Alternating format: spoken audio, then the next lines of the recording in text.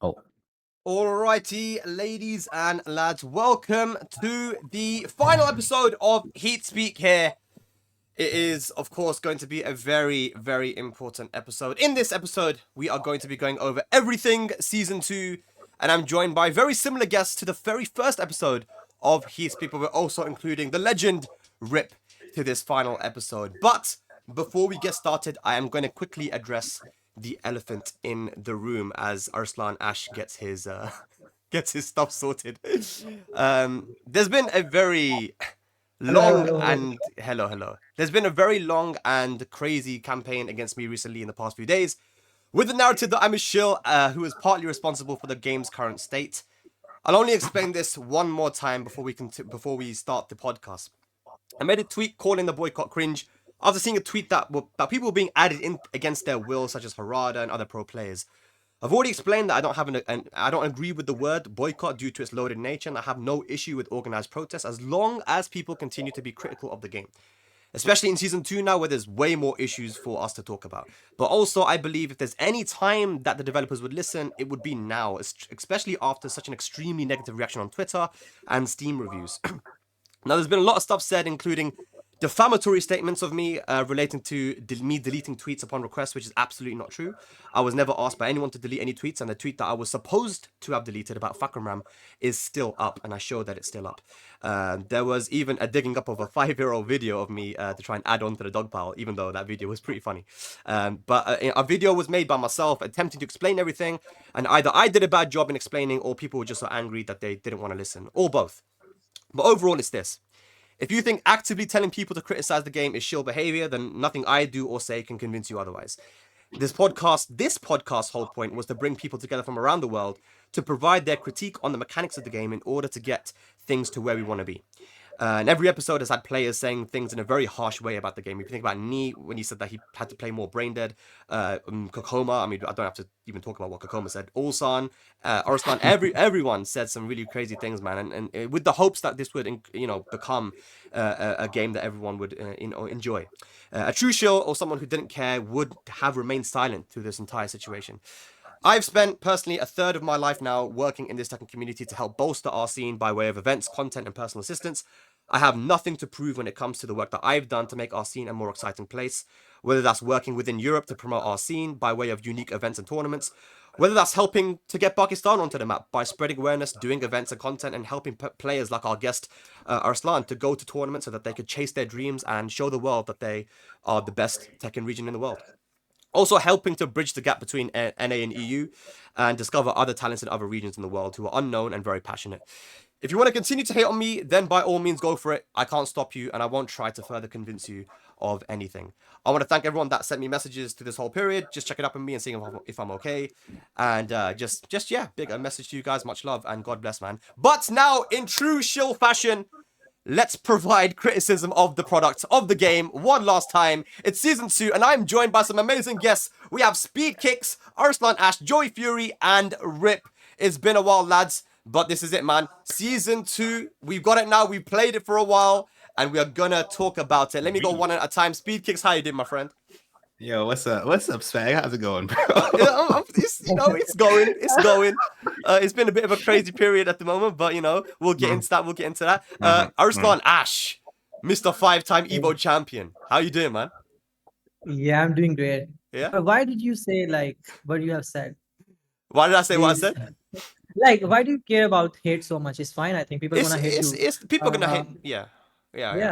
Whatever you do in your life, there will always be haters. So. It's true. But maybe some people.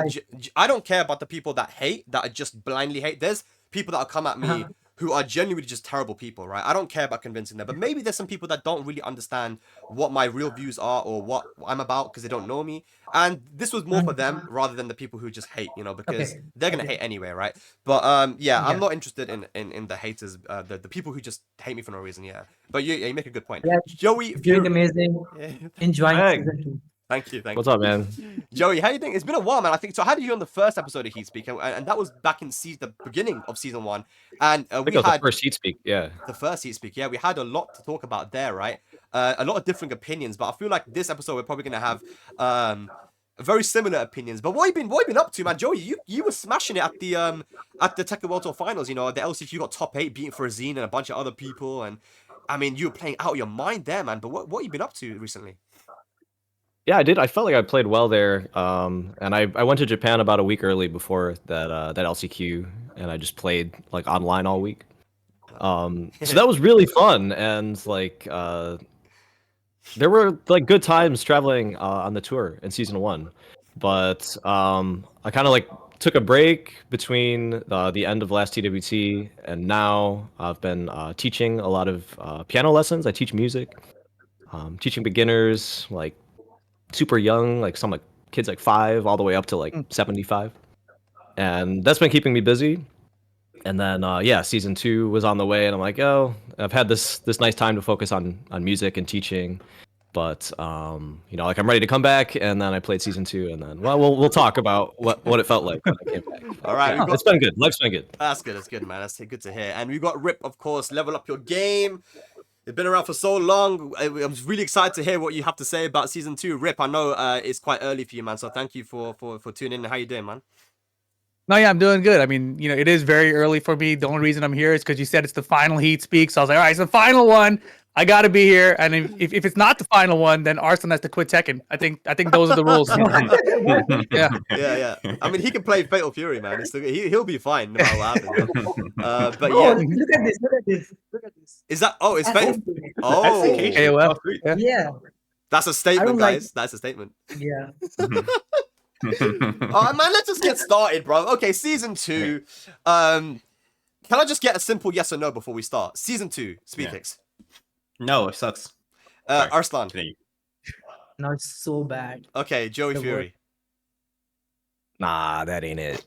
Rip. Rip. It's sad. You know, like it just makes me sad. Yeah, that's all. Okay, so that's 4 no's right there, and I'll add to that, and I'll say no as well.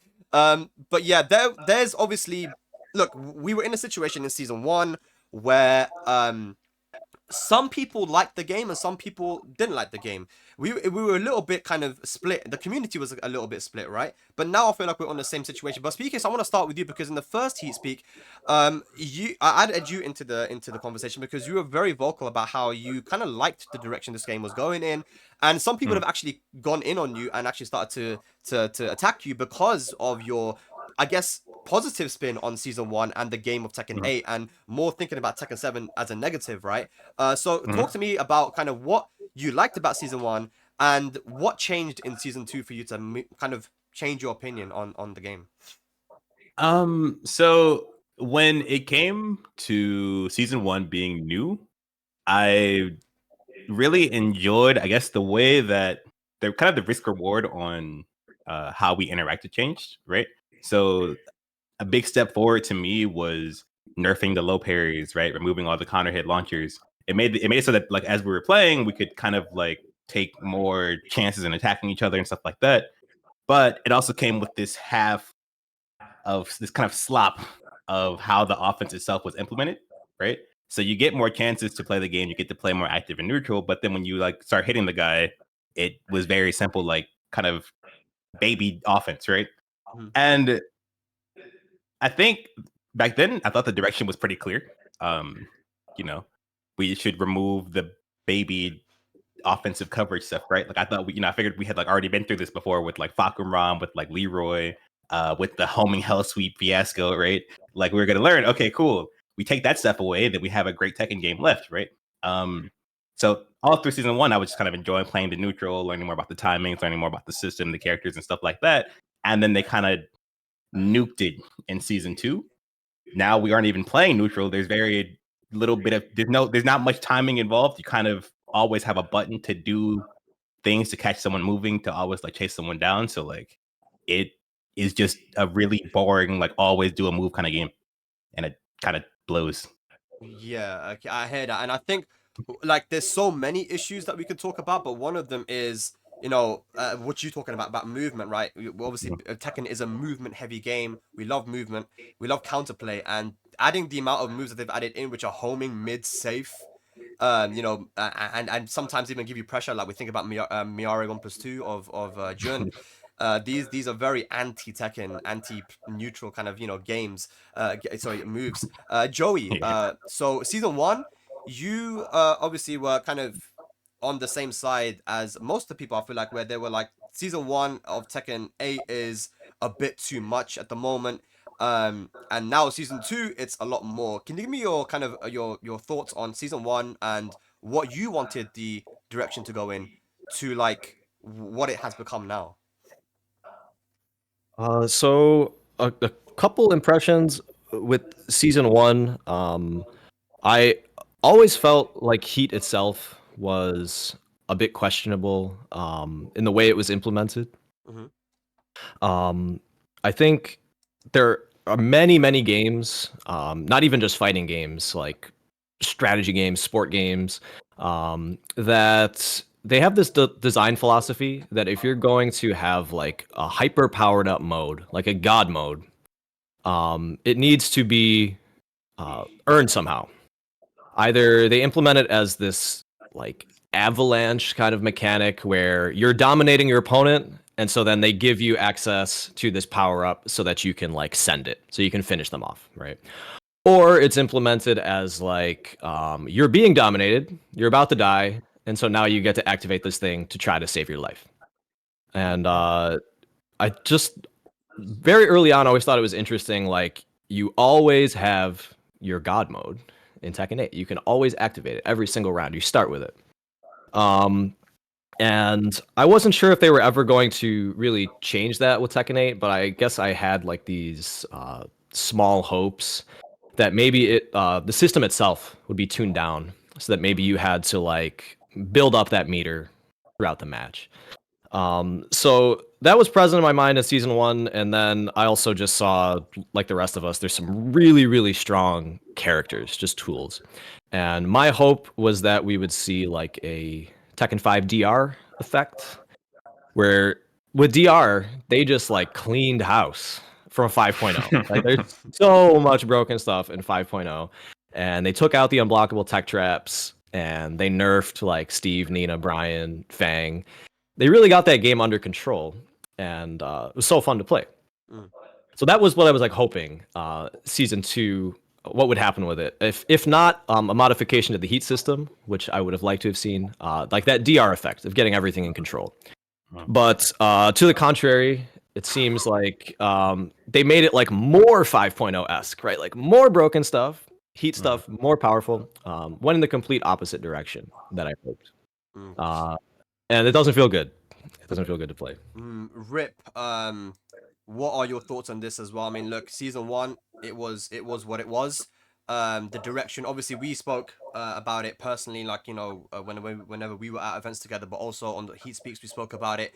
I think most people had this impression that Tekken 8 season 1 is the arcade release, right? This is the first time that the game has not had an arcade release. This is the kind of the discovery period. Is the time where the developers are going to start thinking, okay, what do the people like, what do they not like, and we're going to fix it in season 2. However, to the contrary, it looks like in season 2 it's become even worse, or even they've kind of they've buffed the things that everybody didn't want buffed. So what's your thoughts on it, season 1 to season 2?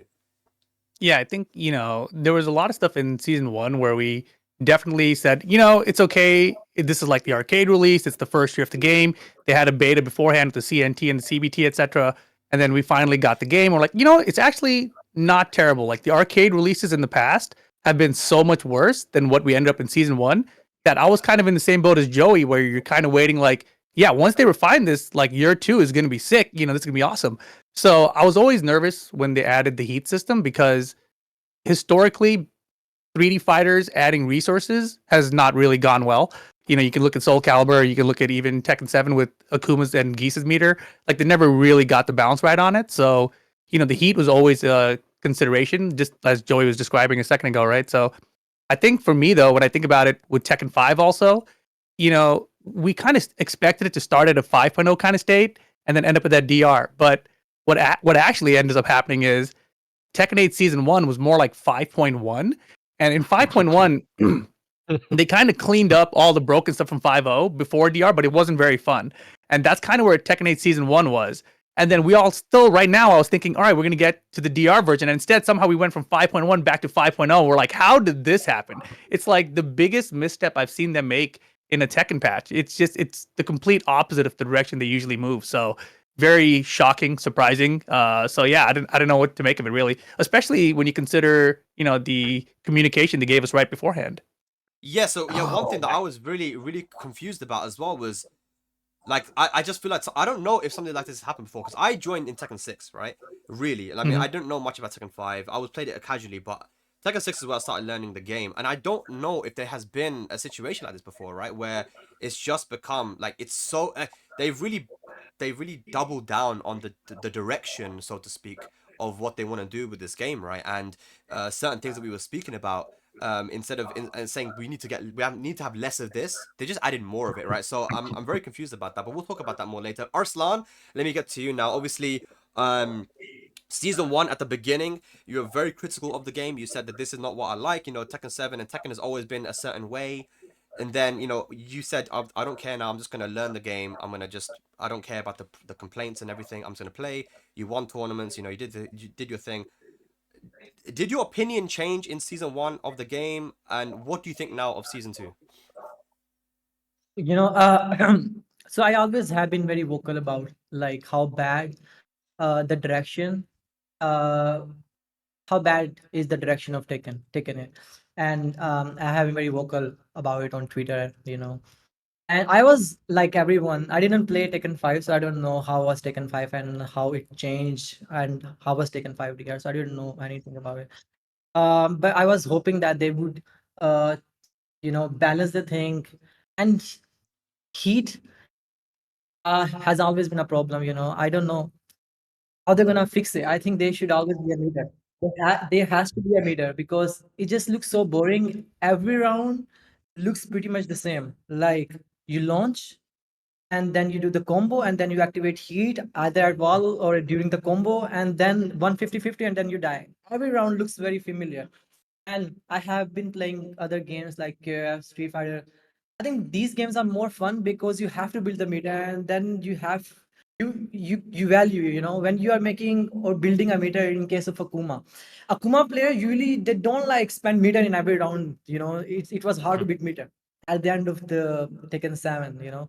So they used to value their meter. So it has to be a meter. So we all value but right now it looks like you have to spend it. If you don't spend it, it will be a waste. So every round looks the same. I don't like this direction, and now it's more broken. But the thing is that I'm a pro player in season 1 when I was so frustrated, and then I was like, okay, I'm gonna play the most broken character, and I picked Azucena, and then I started winning tournaments, and then I found out like Nina is so broken, so I started playing with Nina. I think no matter how broken the game is or will be, there is always a way to win. I have been playing, like I also played KF 13. That game was also very broken in terms of combos. So I figured 3 characters that were so broken, and then I was winning everything in that game as well. So like, if you don't say stuff about it, how bad it is right now, or instead of looking forward or figuring out the way of winning, I think is not good. So you have to be vocal about it, how bad the game, but still there will be a way. So you have to figure out a way to win, but that is cheap. The game has to be fixed. This is just my opinion. Yeah, no, I hate, and that's the mind obviously of a champion, right? Like even if the game is broken or is like it's really really like crazy at the moment, like there's always going to be a way to win, and as someone as a professional, you have to find that way because sometimes you ain't got a choice, man. But I want to go and talk about now just to have a bit of direction on season 2 is we actually had a tweet from Nee which was very critical of season 2, and I think a lot of people have now come out to be critical of the game who were waiting for season 2 because they were probably waiting to see if this was actually the arcade release and maybe it was going to be better in season 2, right? But once they saw that it wasn't, Nee and a bunch of other people came out. So I want to go this because we can see. Well, here we go. So this is my opinion about season 2. I would be happy if this is helpful for them. Honestly, I think the developers' idea should be different from players. However, I think it would be nice to accept some feedback, but I don't care if they don't listen. Tekken 8 is already a negative review. He goes on to say, combos are too long and high damage. In the past, combos were simple and short, but it wasn't fun. But no, it was easy to teach beginners. But now I have to teach them the tailspin, but it's so difficult. And the tailspin is so strong that it goes in twice, and it makes the combo long. How about tailspin only once? So let's go through these one by one. So, what do you guys think about the combo system here and in season 2? Dude, the long combos were the first thing I noticed because the first guy I played against, like on the patch day, was a Lydia player, and she now has this like wall combo extension thing that goes into a full animation that puts you back on the wall, and then you still get comboed. It feels like the end of a combo, but it just keeps going, and the combos apparently go like 18. They can go like 18 seconds, right? Just sitting there waiting to play the game. I'd already been complaining about like the long combos before, especially as I'm a nerd, so I'd be going back and emulating the old Tekkens because they're cool, right? And like you play those games and you get launched, 1 hit, 2 hit, 3 hit, half life done, and you keep playing the game again. That's really fun. You get back to the Tekken really quickly. In this game, strong aerial tailspin into heat burst zoom in, into strong aerial tailspin, into heat dash slow down, into free grounded hit. It takes way too long. It's not fun to do. When I'm coaching new players, they have to. It's a big point where they like I had to get to learn your combos, right? Like you have to like stop and do that. You don't really get to learn the rest of the game. You have to learn this like 18 hit sequence real quick. I agree with that 100%. They need to do something about, I think, combo length and obviously damage. Yeah, damage is insane at the moment. Rip, what do you think, man? No, yeah, I think, if you look back in Tekken 5.0 and 6.0 as well, both of those games, the combo damage was really high, and people complained that there wasn't enough poking and neutral, and that's kind of what they focused on in the balancing. They toned down the combo damage, and they also like increased the poke damage, so you kind of had more neutral interactions and less singular launcher into long combo, and now it's like close to your death, which is kind of where Tekken 8 Season 2 has gone because they have such a strong focus on the strong aerial tailspin for everybody now. So with that, it's way longer combos than there've ever been. And I know that, historically, new players to Tekken and people who have never liked Tekken, one of the worst things for them has always been like, I hate that I get launched in the air and I can't, like, there's nothing I can do about it. Like, there's no combo breaker in Tekken like there is in like Mortal Kombat or something, right? So now that the combos are even longer, I don't think that helps them bring in casuals into Tekken either. Yeah, the combos. I think it was Fergus who told me that in the older games the combo length by time was 1/3 of the combos that you have now. Like the combos here can be crazy long. Like Reina is just spinning around like a Beyblade and just doing hits and doing crazy shit. And then you got now Jun Kazama doing 3 aerial tailspins in one combo sometimes. With the Miari 1+2 change and the combo damage is just stacking up and going higher and higher. And everyone was asking it to be lower. Joey, talk to me, man. This is kind of funny. Like I'm just thinking back because I've played a lot of Tekkens. Like I started playing in tournaments of Tekken 5, like the arcades. So I remember like the arcade days.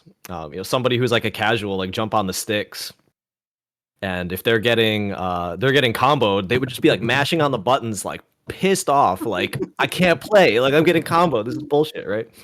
And those combos are short, like Speedkicks just said. They're like very to the point. And then Tekken 6 came out.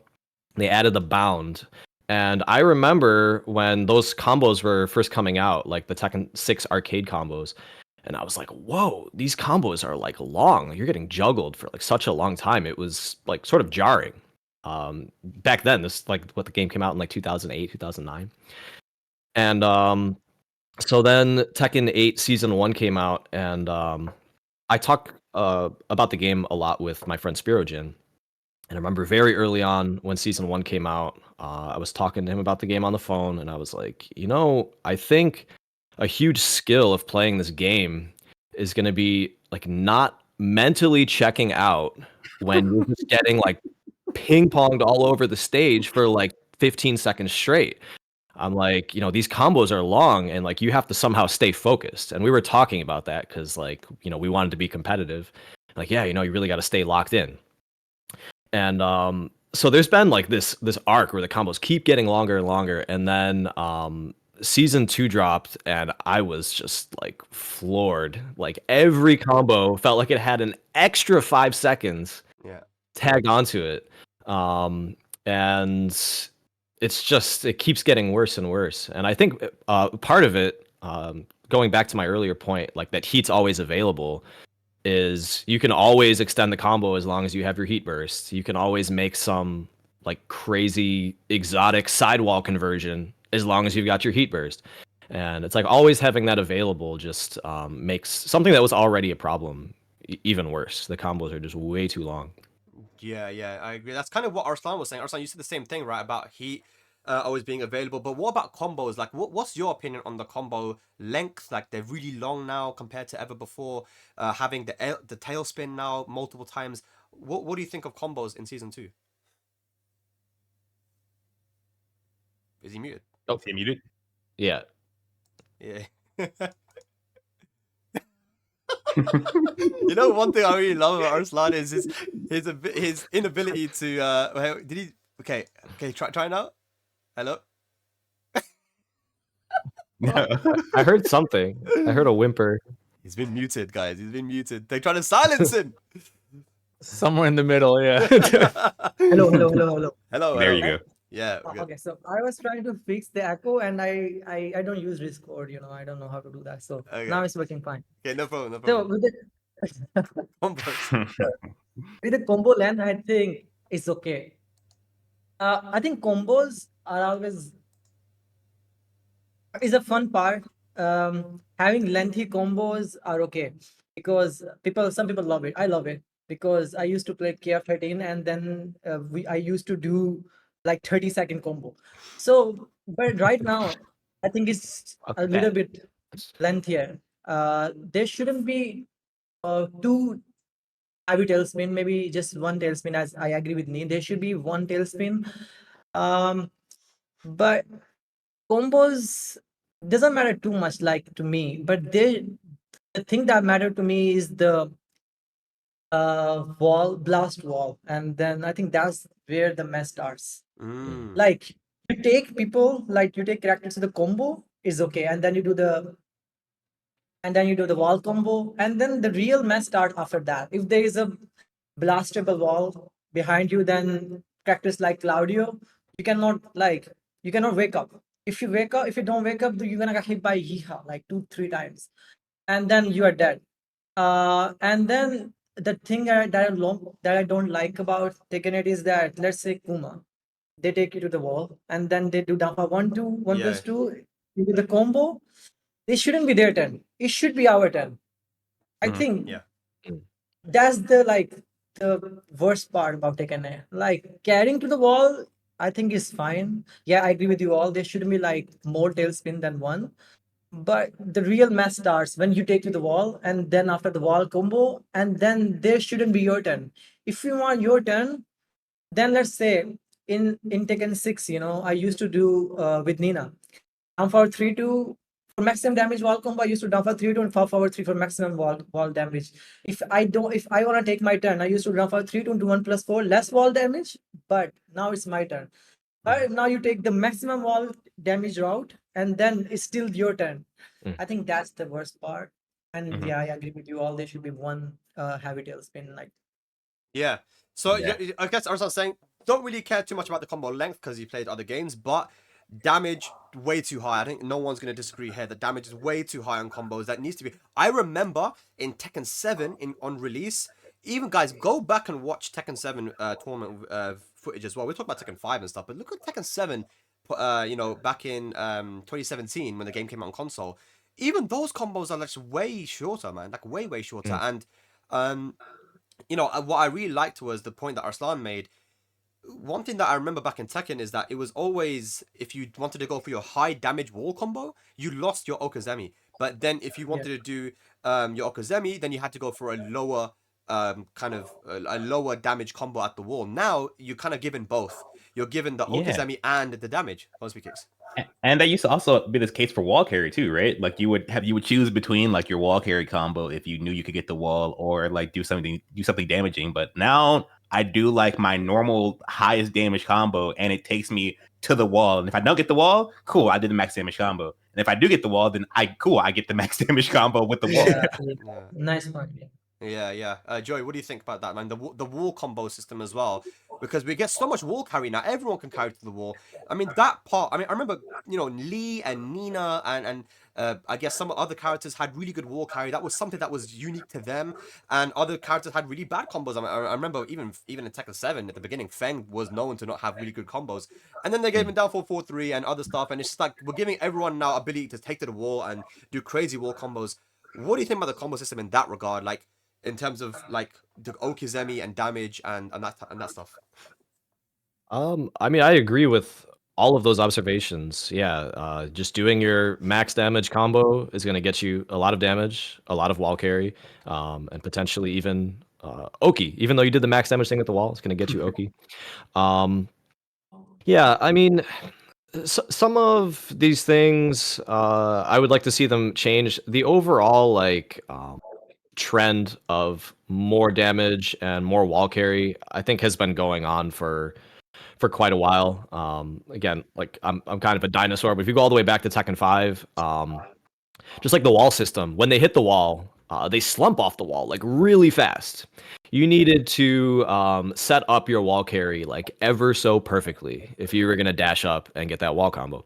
But as the Tekkens have progressed, like the wall slump itself lasts longer and longer, to the point you can actually like whiff the last hit of your wall carry. You can like misjudge, and sometimes they just stick to the wall, and then you recover in time, and you still get your wall combo after. Like that would be just unheard of in some of the older Tekkens. So yeah, I mean, I think I would like to see them have a bit more like control over the combo system, so that it's not just such a sure thing that you're going to get huge wall carry, huge damage, and Oki, pretty much no matter, just by doing your staple route. I'm not sure how they would tweak that with all the other stuff that's going on right now, but I think they're all fair criticisms. Yeah, Rip, what do you think? I mean, I'm thinking about lore, because I used to obviously be a lore main back in the day as well. Tekken 6 times just casually, but I remember if you want to do the Dragon Cannon combo, I mean, you can't really do much after that, right? You do max damage, but if you want to get Oki, then you go for Dragon Tail, maybe something, but now you kind of have both, a lot of characters have both damage and Oki. What's your opinion on that? No, it's exactly what everyone has said already. Back in the day, you had to choose for damage sake whether you do a wall carry combo, which does less damage, or you spend all your damage on doing a combo and then you don't necessarily get to the wall, essentially, right? So that is basically lost now. And just thinking about the history of Tekken and how all these games have advanced and added more to the combo system and the damage, it just really feels like finally now they've reached the point where people are like, it's too much. Everything has finally gotten to that point where we're all like, yeah, we understand you've been adding length to the combos, you've been adding damage to everything, but now it's finally this is probably too far. I feel like the combos now are almost like a tag fighter, because they're just going on and doing and just way longer than you would have ever expected them to go. So it's a weird feeling for me. And specifically, losing the character specific stuff you talked about, like Nina having long wall carry, Lars, Lee, etc.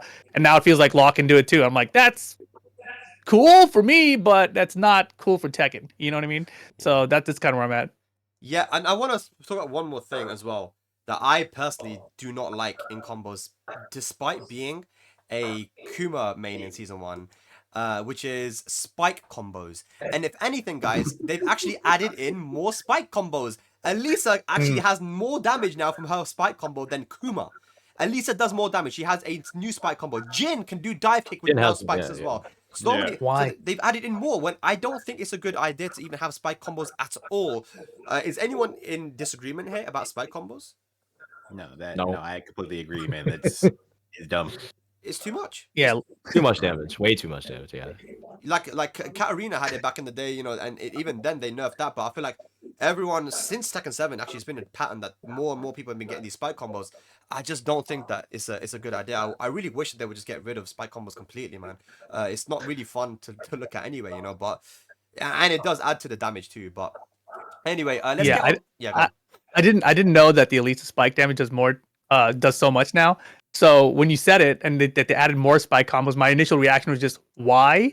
And then I was just thinking about Arslan's tweet the other day where he just ended everything with why. Why? I was like, yeah, that's exactly what it is. When you have to say why after something, it's like, yeah, why? Interesting. Why? Like, yeah. That makes no sense. There's a lot of things that don't make sense. But that one doesn't make sense. I mean, why would you give Elisa a spike combo and all this stuff? And let's not even talk about Lydia and the damage she's doing from a combo. You got a forward 4-3 now, which is wall splatting once you get a wall splat, and then you're getting 100 plus 120 damage from a launcher if she has 3 stacks on her install. It's so much. But anyway, let's get to the second point. We can talk about each of these points all day. I want to go through them. So we got to the combo one. Let's go to the next one. Simple mind games. For example, Kazuya, his main moves was weak to sidestep left. So high level skill is holding the axis and catch sidestep left. But now you don't care about sidestep left because they added a mid safe homing. Simple concepts in this way seem simple to look at and they're less fun. Fighting games are boring if they're easy. They get bored of it early. Too many mid safe homings have been added. It would be nice if the player had a sidestep option. So this is it. For me, Tekken is a 3D fighter. But they've added in moves which makes it look like they don't want us to sidestep. So, I mean, Arslan, I'll start with you here, man. What do you think about that one? Like all these moves that track like crazy now, getting rid of the weaknesses of characters. Yeah, I completely agree with Nee. You know, like Nee's the kind of player. When I was playing him in Tekken 7, so versus Kazumi, he used to sidestep duck.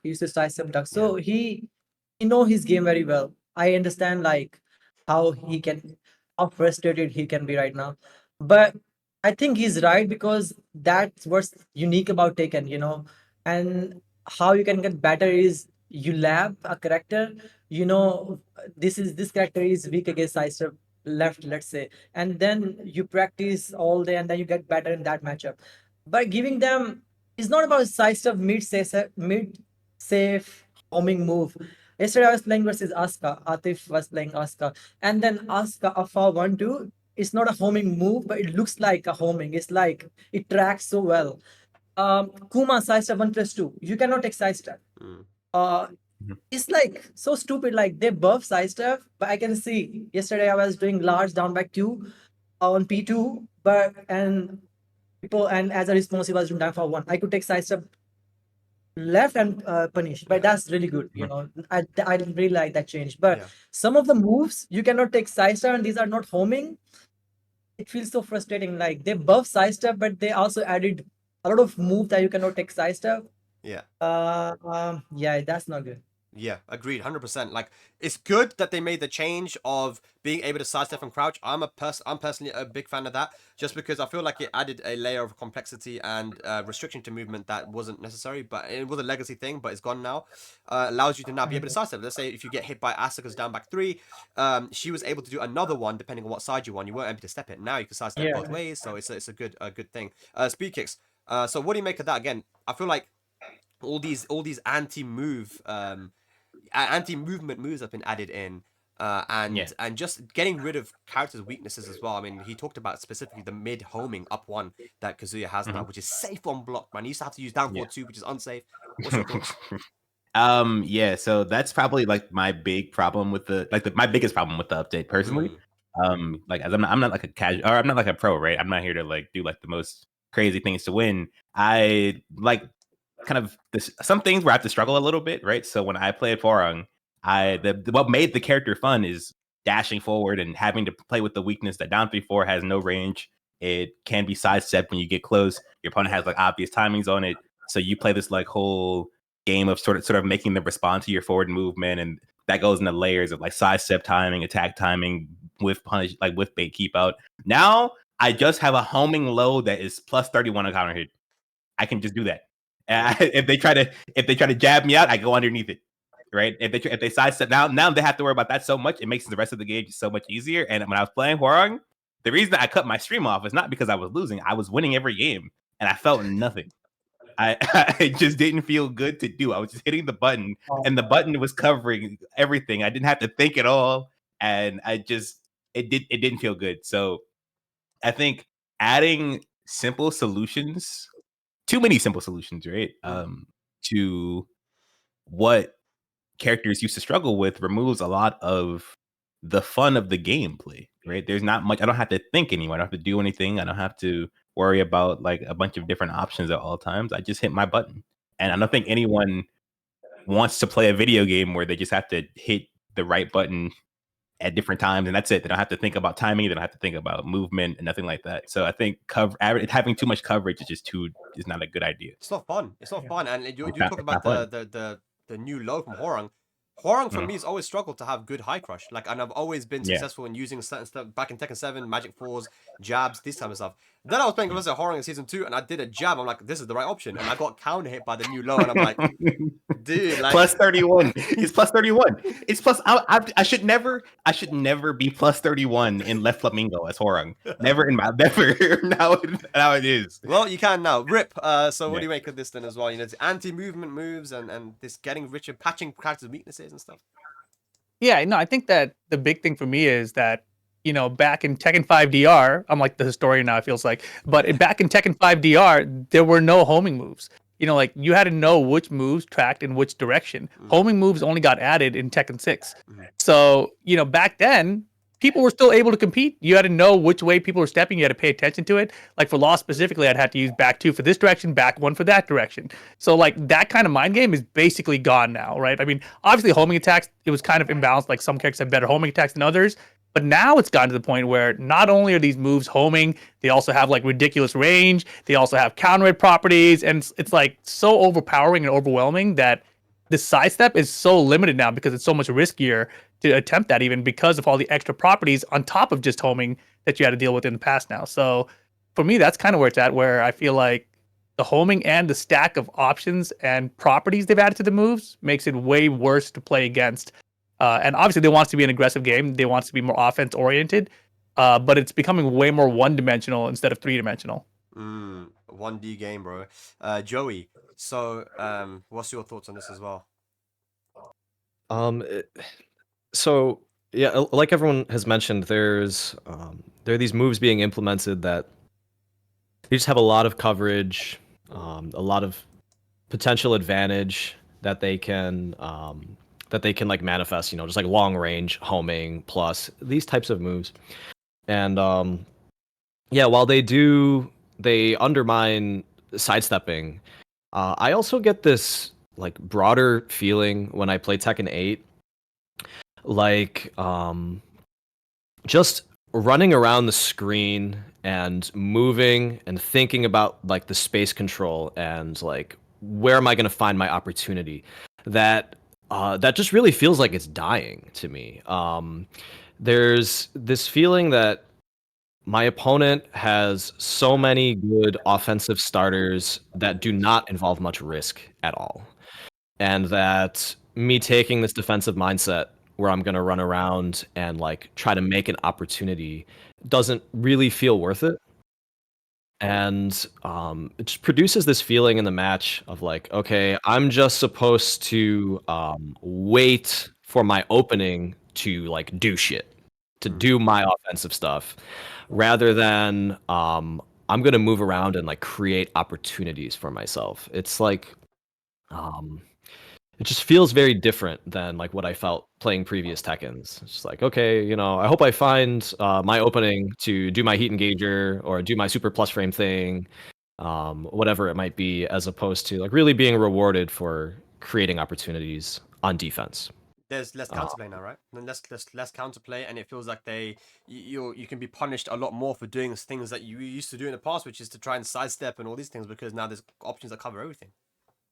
Yeah, and like particularly like a lot of like the way I would play Tekken 7 was just this mindset of like, don't make a mistake, like don't whiff, and be ready to block and punish.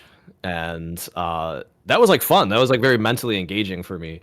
And like you can still do that in Tekken 8, but oftentimes I feel like, okay, you know, don't make a mistake, block and punish. It's like, oh, well, now they're on top of me, and I'm getting chipped up, and I'm getting pressured like crazy, and I should have just swung, you know? Like, why did I wait, you know? And that's the direction of the game, and I understand some people like that, but it's been very jarring for me as a longtime Tekken player for Tekken to feel that way.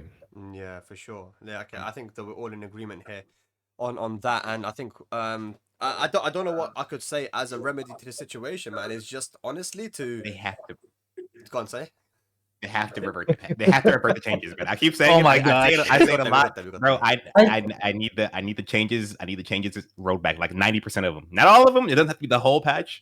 We need to go back to the drawing board. We did too much in the wrong direction. I think even if you start looking at individual moves, like kind of go one at a time, talk about one of these problems. Like we're gonna go down more of these points, and we're gonna have a lot to say about each point because a lot of them have gotten worse for a whole load of different reasons. There's 1,500 changes, and a lot of them are different, are responsible for different problems, and we're going to talk about all these problems. It's spend a lot of time. Right. It would take longer for them to try to balance season 2, right? As like the stuff they added in season 2, than it would to just undo and then try to balance what they had before. Yeah, but it's I like, don't think they're gonna revert back. You know, you don't think they will? Yeah. I don't. No. I don't think they're gonna revert the whole thing. It can't happen. Yeah. It's just, yeah. Mhm. Yeah, that's what I- I was I- thinking too. Rip, That's what makes it. Yeah, I was That's what gonna makes it really bad. Yeah. Yeah, I feel like, I first saw it in a FeedX tweet saying that they have to revert the patch, and I was like, that's insane. They've never done anything like this. They're not going to do this. And then In I any spent fighting like 2 game, more it days. never happened. No, right. Yeah. And then I spent 2 more days with the game, and I was like, this is actually the best course of action, which is crazy. Like I know they're not going to do it, but I actually agree with Speed here that the amount of stuff the amount of work it's going to take for them to rebalance all the stuff that they put in that people are upset about is going to take way longer to do. And I expect that is their approach. They're going to try to rebalance all the stuff, but it's not going to be something that's going to be fixed in the emergency patch or maybe even 1 or 2 patches after that. You think back to Leroy Japan, right? It took them 2 or 3 patches after that before Leroy was finally kind of accepted. Like, okay, I think he's fair now, right? It was like the first 2 patches were like, okay, they took off some stuff, but he's still not there yet, right? So you think of that applied to like the entire game that they just patched now? It's pretty massive, I think. Yeah, that is, now that you say it like that, like honestly, with the like, and Speedkicks also said, 1,500 changes. I mean, are we going to really go into every single change and say this and this and this and this is a problem? We need to do like, I understand why people are saying, man, maybe we just need to go back and just go back to season 1 and go back to the drawing board because, like you said, Rip, with Leroy, it took such a long time. I feel like throughout the years, they never made Okuma okay, like they kept on nerfing him and then he kept on being such a problem, and it'll be a lot more work to go over everything and get it to a situation where everybody wants rather than just not going back. I mean, season 1, I think was a bit much as well, right? But I think I'm not a developer. I don't know what they could do, how much things cost and all that kind of stuff. But I think I can definitely see your guys' points about maybe just go back to the massive. Yeah. I mean, here's the other part that's crazy about like game development in general, right? Like, say they added Anna. So they had 3D modelers work on her, they had 3D texture people work on her, they had sound effects, VFX, animation teams working on her. They rebalanced everything around that, etc. And then all of those people like that must be like, 50, 80 people or something that worked on that one character. They also worked on all those new moves and those properties for all those new moves. Like that's a massive amount of work that probably took them, months, like probably 6 months, maybe the entire year since season 1 came out to put all that stuff in. And then like to say revert that is crazy. But the flip side of that is all those people are like, wow, the entire world is taking a dump on our game right now. Like I thought I made this cool ass Anna model or this cool Anna animation or these new animated moves, etc. And all that is just like They did though. Yeah. She looks cool. Yeah. She looks cool. I'm just saying, like, but imagine what it's like for those people, like what they feel like, dude, we made it such a sick ass game, and now the whole world hates us. It's crazy, dude. It's unfortunate. That's why I said it's sad. The whole situation is just so sad. Yeah, but realistically, they should be able to like roll back balance changes independently of the Anna stuff, right? Like they don't have to. It's not that they have to they don't have to undo the whole patch, but the balance changes were majoritively in the wrong direction, right? And it's a lot of them. So if you just undo those, you're taking a big step in the right direction. But you make an interesting point though, Rip, about that perhaps these changes were like they take such a long time, 6 months, perhaps even they were working on it from the whole year. So they are you saying that they always had this idea of what season 2 was going to look like, and then they just went with it? Okay. So despite people kind of saying what they were saying, they were like they made changes that kind of people wanted, like the sidestep change, and maybe there's a couple of other changes they made, kind of just like like the heat burst no longer tracking and all that kind of stuff. But generally, the direction they always knew from the beginning what they were going to do, and they just committed to it. And in season 2, is that what you're saying? I think when you look at like a lot of the new moves and like the range that they have, etc., I think a lot of that was just planned early and it wasn't really incorporating everyone's feedback yet because they probably started on this forever ago. So obviously the system changes where they said like, hey, we're gonna focus on defense. They kind of put like 5% less chip damage in heat mode now, right? Or the heat dash doesn't take off chip against the rage as much as it used to. Like those are the system kind of changes that they could do and they did do.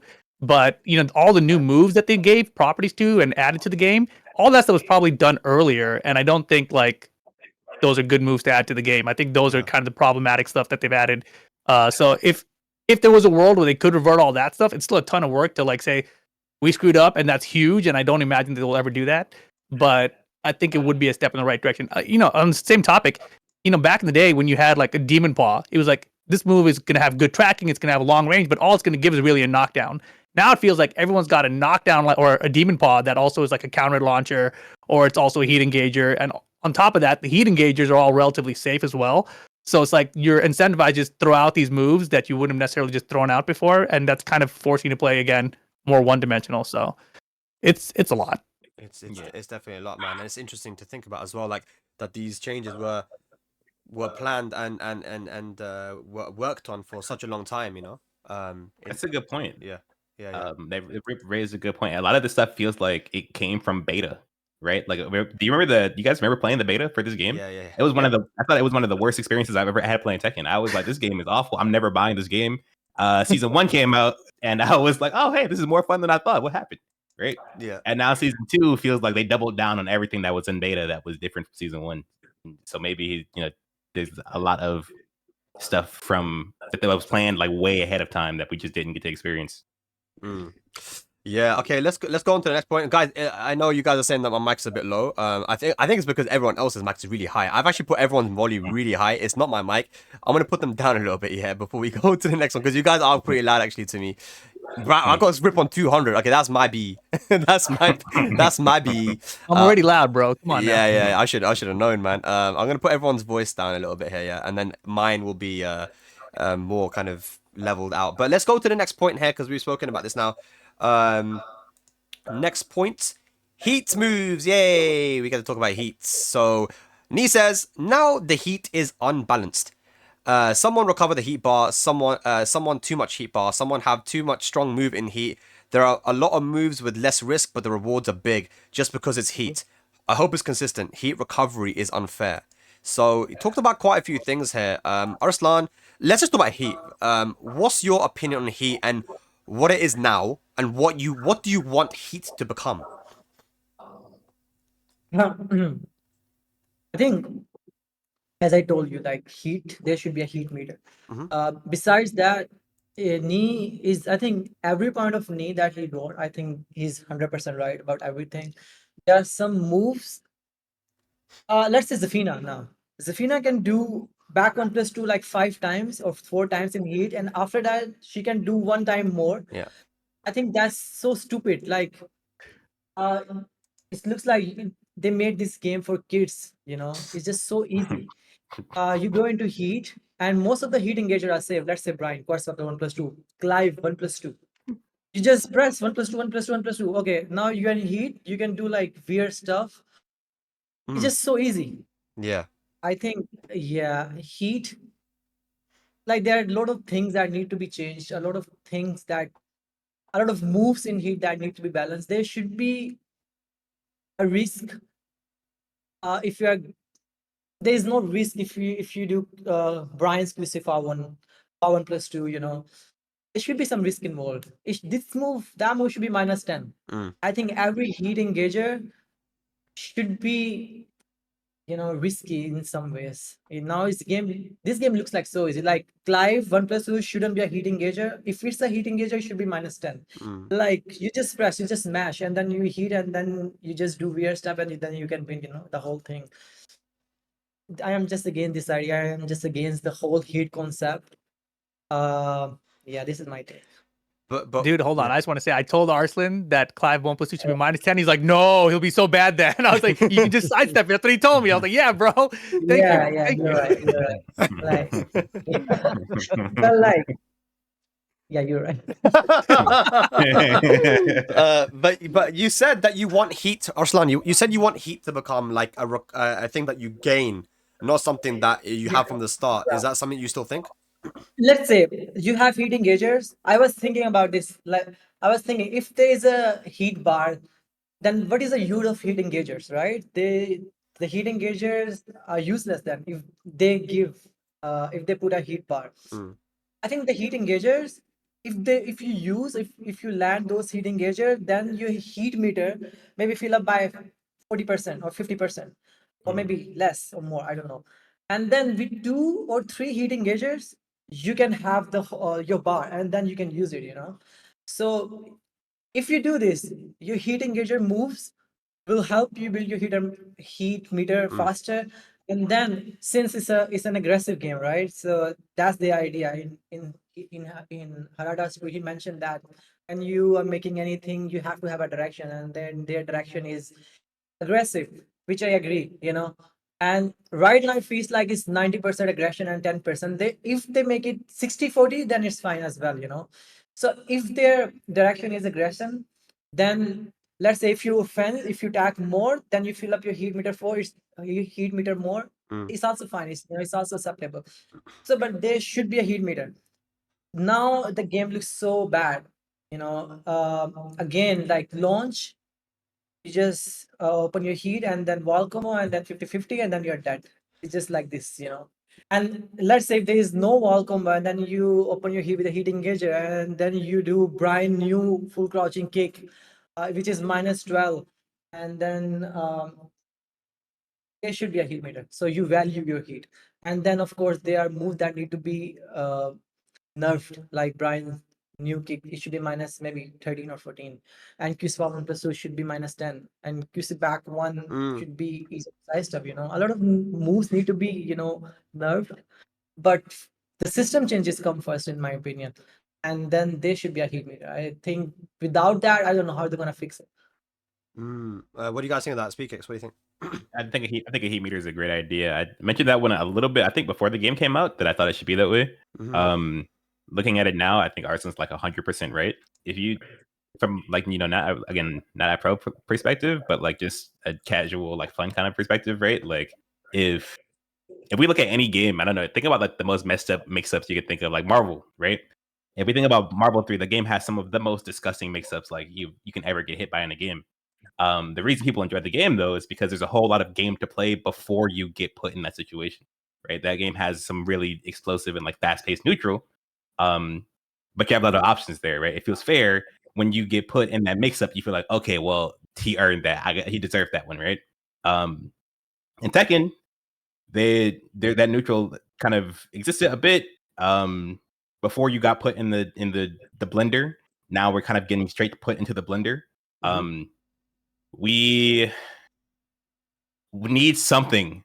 We need to make it feel like that situation was earned, right? If it's not going to be neutral, then it could be a heat meter, right? That way, instead of just losing the heat, I'm losing because I lost in a Tekken fight, and then he earned the heat, right? That would, from a perspective of like just someone trying to have fun, that feels more fair, right?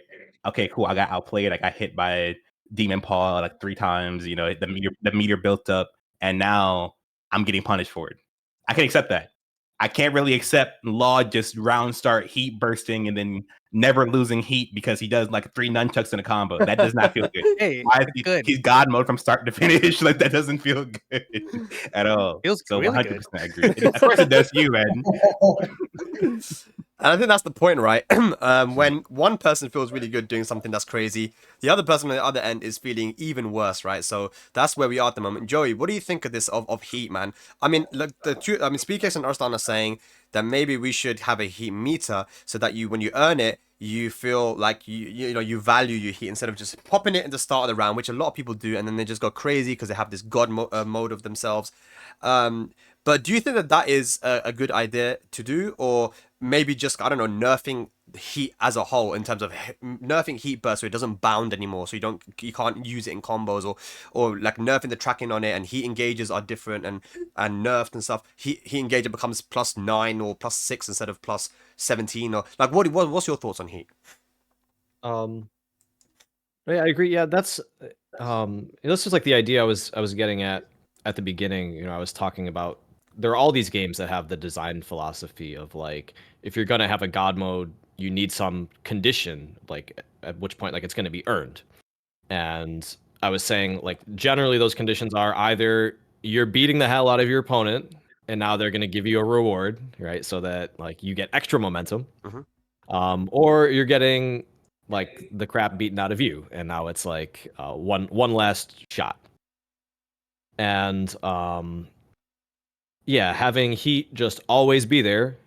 We see what Speedkicks and Arslan were mentioning, like you get a launch early on, pop the heat. Like I think one of the most notorious characters for this is the bear, is Kuma, right? Like they low parry you at the beginning of the round, and like, do you ever see a bear player not activate there? Like they're gonna activate so they can get you to the wall, do the million damage combo. Like, it's like one of the things I was really looking forward to when I first saw Tekken 8. It's like, how is the strategy going to emerge around this heat mechanic? Like, how are people going to use it creatively? Are some people going to try to save it? Are some people, going to primarily fish for heat engagers? Are some going to use the heat burst? But the way it ended up playing out, it's like, just use it. Like, you can't really mess it up. Like, it's always a good time. Like you can mess up like really bad if you just do like heat burst right into smash. Like you're capable of wasting it. But it's just not a very strategic mechanic, I feel. Like it's just always really strong. If you compare that to a game like Street Fighter, for instance, like with an EX meter, and you build that up gradually over the course of the game, and say like it reaches a halfway point, you can make a decision like I'm going to use half of the meter, right, and use like an EX move, or you can keep holding off to get it all the way built up, and then like there's a huge payoff for you being patient, like you get access to the super, right? So this idea of having like a heat meter that builds up, maybe there's a way you could use it halfway, so there's like a small benefit, and then there's a way that you can use it full way, so there's a huge benefit. Something so there's like strategy to how you use it. So I think it's a great idea. Like I said, I don't know if they would ever do it, but heat every round has always seemed excessive to Yeah, me. Yeah. exactly. Yeah. I mean, yeah, exactly. I agree. I mean, like I think Speaker said, just popping at the start of the round, like just going crazy, like it's insane. Rip, what's your thought then? You know, these guys are saying it should be something earned rather than just having it at the start. Mhm. Yeah, my thought is actually a little different.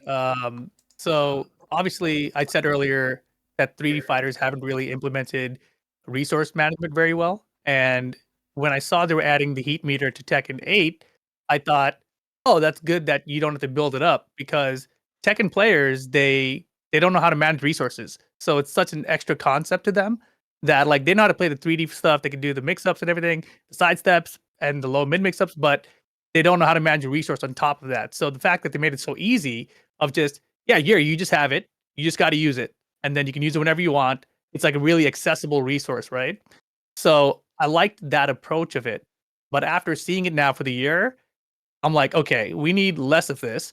So if it is a resource you build, I'm more for that now because it means we will see less of it throughout an entire game and it's not just accessible every time. So my opinion of that has changed since this game launched. Yeah, actually, for me as well. I didn't know what I thought about like building it because I was like, let's see how heat plays out. But with the way that it is and that they didn't get nerfed in season 2, right? They didn't nerf heat engager. They actually buffed it because they allowed you to go into full crouch now, right? And and around the time when they add in Anna as well, which is a crazy coincidence, huh? You add in Anna. I think they did it for Anna. They did it for Anna. I think it feels Yeah, okay. like. But then they also gave Paul and Brian new lows, man. So it's like, are other people gonna get it in the next patch? Like, if there was another patch, maybe some other characters are gonna also get some full catch lows as well. People don't want these moves. You know, it makes them think less, and we've already spoke about that, right? How it makes people think less. It's like the game's becoming too easy. But I think we're all on the same page here that we want to see a rework of Heat, because right now, as it is, it's just way too strong and way too overwhelming. Even though it is in line with their direction of aggression, it's too much and it is not fun to play against. But let's go on. One more thing. Yeah, go on. One more thing. No, I was gonna say, in season 1 for Law, I felt like his Heat was really interesting because once you got him, you had the auto parry, you had the nunchuck that was a launcher, you had the back 1-2-1 that became a launcher, and I felt like he had a really good implementation of Heat, but not a lot of other characters did. And now in season 2, it feels like they've given more of that to everybody. So it feels like now Heat is extra crazy. I agree with Nee that Heat is crazier than it was in the past, so they really need to work on rebalancing the entire thing now. Whereas before, you only had a couple of characters that could really excel at it. So now it's more important to get the balance on it correct versus what it was like in season 1. Yeah, I agree. All right, let's go on to the next point here of the Nee tweets. This is a big one. Remove legacy. I'm gonna talk to Rip about this one straight away, but I know he has a lot to say. But remove legacy. The legacy knowledge has been removed. Air moves can't be low parried or hold move can't be parried. There are more besides this. So we have no way no tactic against certain situations. Did it have to be removed? So we're talking about now specifically about legacy things, like, one good legacy thing they got rid of was like a sidestep now from crouch, right? But there are other things like you can't, like cans can't be low parried, and anything in the air like the king low from stance can't be low parried, down back 4 can't be low. So Rip, I know you're gonna give maybe another example of stuff with law that was a legacy thing which has got rid of. What's your take on this whole legacy thing being gotten rid of? Yeah, I mean, it's always bothered me when they remove legacy mechanics. And like some of them I understand, like you move from Tekken 5 onward, they removed a ton of them, right? So brief, quick history, Tekken 5.0, they had tech roll catches, right? So any tech roll you did was unsafe. So you could be launched at the wall, you could be launched in neutral, there was other resets for it, etc. It was crazy, right? So they took that out because that was really hard for players to get up off the ground. You skip over to like Tekken 6, there's still back roll catches, right? Tekken Tag 2, there's still back roll catches. They took those out in Tekken 7, right? They made throw breaks easier to break. So they've been simplifying the game more and more so that new players aren't as intimidated by getting into the game, and it's more easy for them to pick up and play, right? So I understand all of those, but then when you start taking out the stuff that was like really specific, like you had the jump over wall tech catches, right? Like, yeah, it's kind of strange, but it was so specific to a couple characters, and then you had characters who exploited with like Link Xiaoyu in Tekken 7, so like, all right, let's just get rid of this completely, or Akuma, etc., right? And I was like, you could have just nerfed those 2 characters, maybe. Yeah. Now you fast forward to this, you get the key charge now, where it no longer gives the counter hit state. And that's just something that's existed for me for like literally a quarter century. And it's like, that's a quarter century, bro. Like, you had no reason to remove this in any of the previous games, and now all of a sudden it's a problem. Like, something else is the problem here. It's not that mechanic that survived that long, right? And obviously there's 10 frame counter launches now, so I'm like, all right, fine.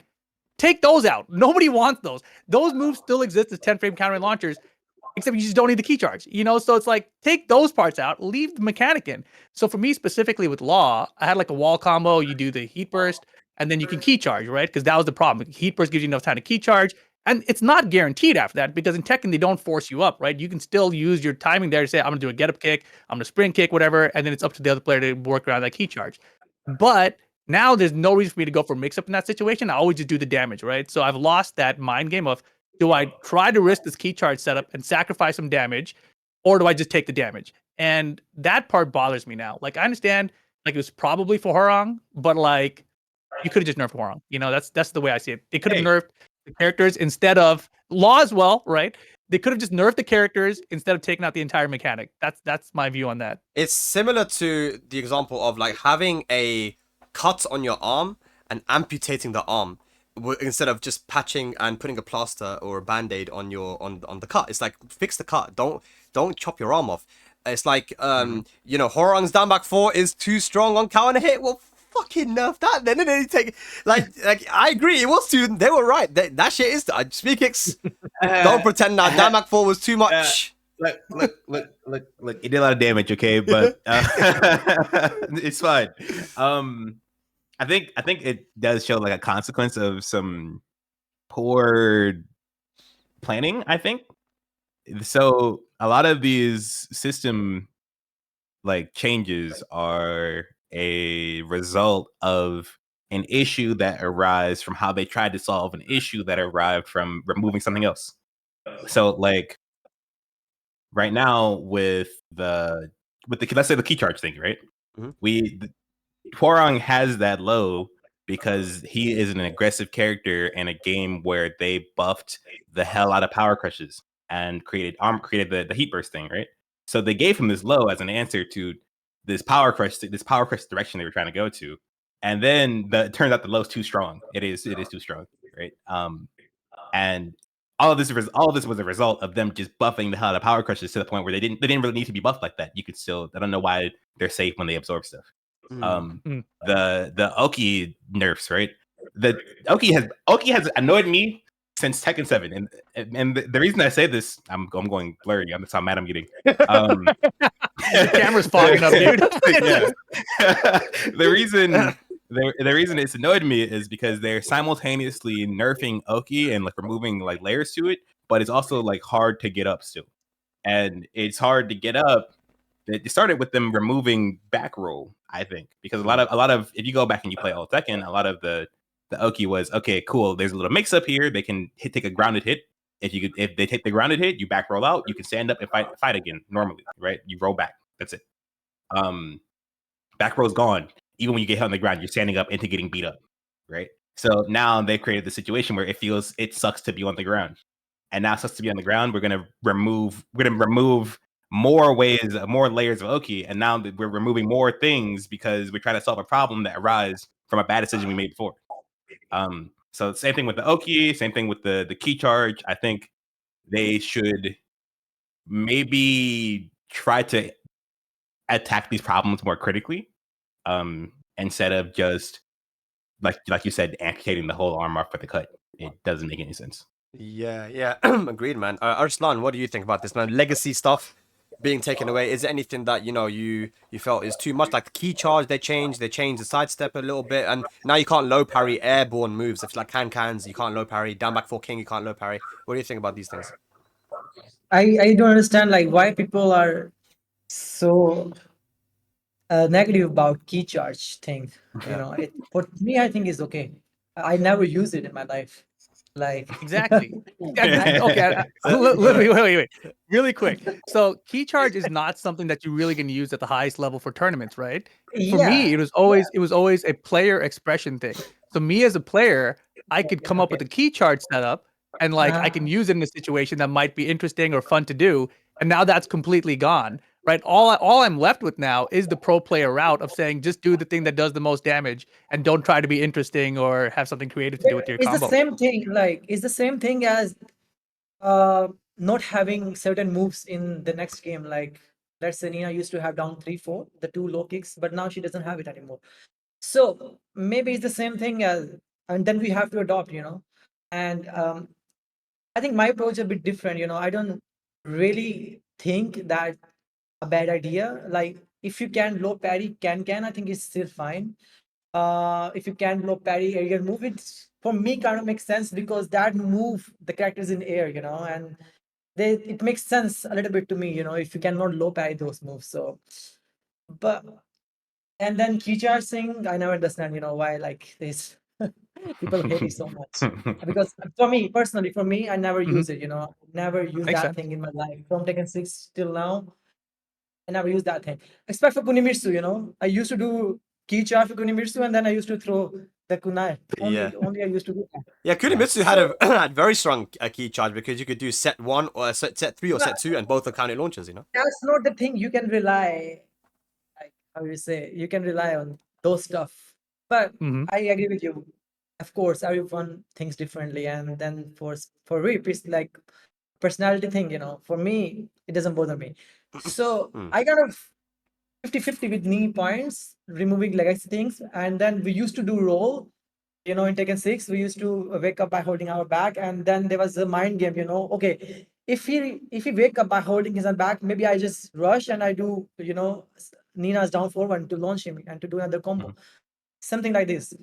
But I feel like there should be multiple layers.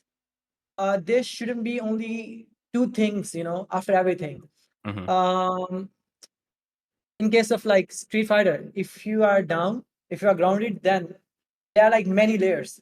Okay, if I wake up, I can do DP. If I wake up, I can do jump. If I wake up, I can do quick roll. So like there used to be, they have to be 3-4 layers, but right now it's like only one layer. You wake up, Mhm. you have to block a 50-50. If you don't wake up, you eat by voila again. And then that thing Yeah. is really bad. But legacy stuff doesn't bother me too much. It's I think is the thing that we have to adopt. This is what I think of it. Yeah, one thing I Yeah. want to It's my say, personal. by the way, is on that point, is I remember still, and I'll say it again. I said it in one of the previous Heat Speaks. I'll say it again. Shouts to Starscream. Starscream's a legendary player from the UK, one of the best Hwang players of all time, in my opinion. And he said from the very beginning when they added in Tekken 7 this flip over Oki with when Horan got back 3 and it could flip you over and stuff, he said this is a problem. Like, this is a huge problem. And I didn't see it. A lot of people didn't see it. But actually, flip over Oki, I hate it. I personally hate it. Like, I feel like it just adds to the 50-50 element that everyone's complaining about.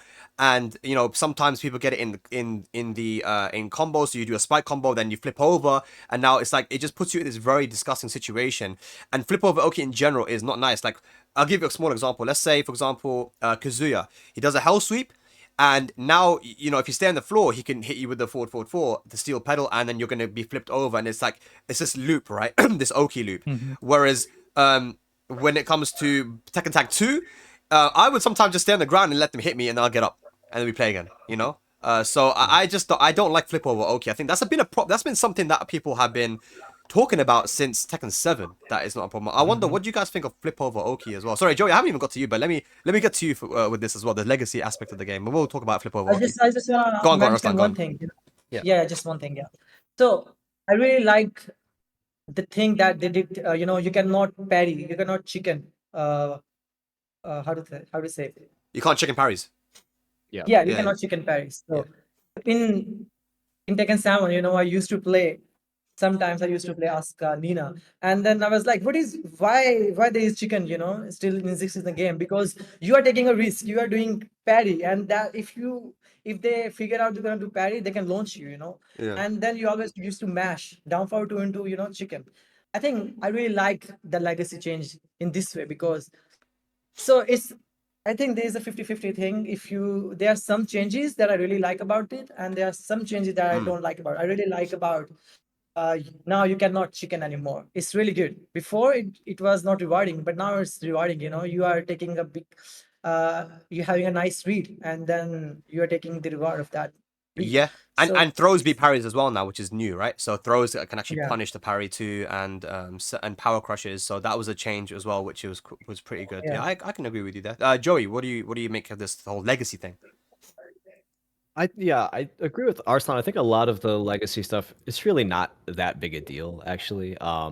As a longtime player, losing some of these things can feel like a bummer. It's like, oh, that was like a cool little nuance. That was a cool thing to do. But like in the big picture of like competitive play, a lot of times these things are not that big a deal. So like the example with the reversal, so you can't chicken anymore. But they gave you these other options to deal with the reversal if you suspect it's coming, right? You can grab them out of it for free.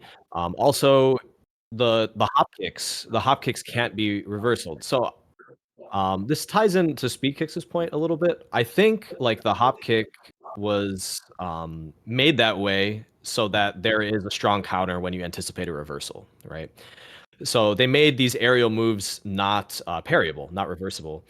I almost wonder if the airborne lows being unlow parryable was unintended. Was that I like think an it was. unintended consequence of them making airborne moves an anti-reversal option? Because it feels weird. It feels strange to like, okay, Asuka's got this really strong low crush. By the way, you can't low parry the first hit. Any of these jumping lows, like you can't parry. It feels like it was an unintended consequence of them trying to address something else. And I think it makes the bigger point that, subtle changes, any like changes that you make to a character's moveset or to the system, it can have like big unforeseen consequences. It can reverberate in other ways, which is why having so much attention to detail is important. And the way this patch was rolled out of just like 1,500 huge changes, I think it shows a certain lack of foresight of just how impactful these types of changes are. Mm. Yeah. Yeah, I can agree with you there, man. And it's one of the reasons why some people are saying maybe if we just go back to season 1, it'd just be better, right? Yeah. Because we don't know all the effects. We're still early on in season 2, and we haven't really even fleshed out everything that's really strong. And I've seen, of course, we'll talk about it, but a lot of bugs as well in this season. But let's go on to the next point. So, too much connect stance and stance heat bursts is making the game complicated and ridiculous. It looks unnatural. Dev team think players would like it. Rather, it looks unnatural. It's an excessive change. I think it brings a limitation of style because only I use it. So stance transitions. We talked about heat bursts already, but stance transitions, man. I mean, they added now so many more. With Reina can go into stance from more moves. We got running threes now into Zen stance of Jin, and we've seen the crazy shit that can happen there with Jin. And there's so many more examples. Stance, 50-50, stance, 50-50. It seems to be the way that this game is going. Not a fan of it, but what do you guys think? Speedkicks, you had a big reaction. Talk to me, man. Right. No, bro. Okay, I feel very strongly about this one too. Okay, so one, I'm a Porg player, right? I play stance characters. I love stances. I played Porg. I played Steve. There was always a consequence. Yeah, Nina too, right? Kind of. There's always a consequence. Or before there was always a consequence of like going into stance, right?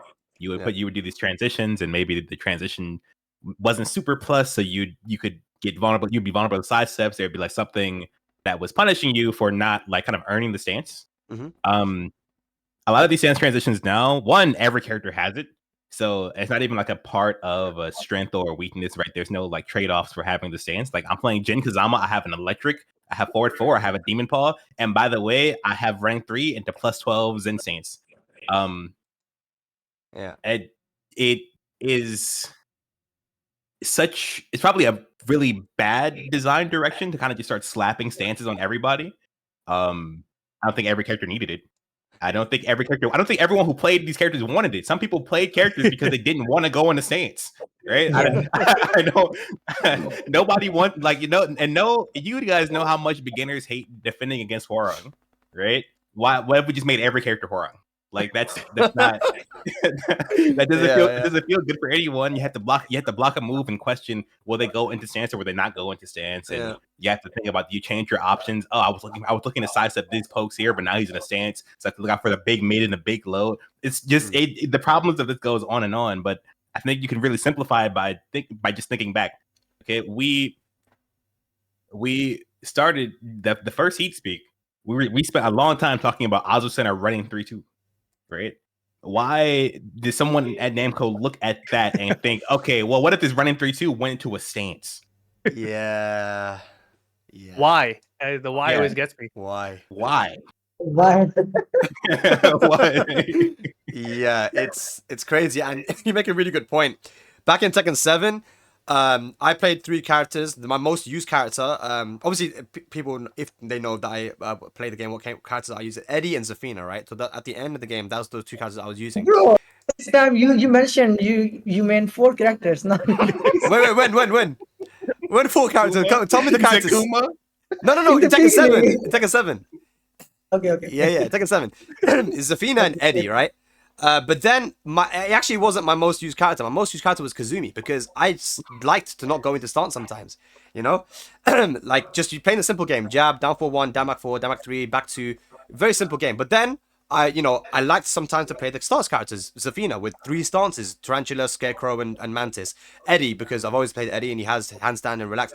I like the different styles, but people will prefer different styles. But now everyone is becoming similar. Everyone's getting stances, and I don't personally like it, and I think that a lot of people don't like it as well. Like, I want to ask Joey, because your character went from not having stances to becoming a character that has to use stances, and it became really difficult for you guys as Jack players to maybe adapt to that. And maybe there were Jack players that didn't like stance characters that now have to play a stance character. Joey, what's your take on this whole thing with stances and more stance transitions now in Season 2 rather than less? Well, Season 1, Jack, for instance, it was a struggle for, I think, a fair amount of Jack players, particularly ones like myself, where we just really favored this like poke style with like a lot of 2-jab and then just like working the lows, quick mid pokes like forward 1 and DF1. And then they just took the character and it's like, yo, you're supposed to use the stance. Like you're supposed to go into gamma and like do the thing. And there were some tournaments where I was like, okay, I guess like I gotta go into gamma and do the thing, and like I would not be good at it, and I would just die, right? Like, just the 2 would get ducked, I would die for that. If I did the 1, I would get interrupted, and I'm like, shit, I'm not good at this. Yeah. So that was weird, that's a specific thing, like for me as a Jack player. They changed the character a lot. But I don't really have too much to say about like other characters being like stancified. I don't really play too many other characters, so I don't know. But it does seem to be like a trend that they wanted less like poke style and more like go into stance and like rock out and do the thing.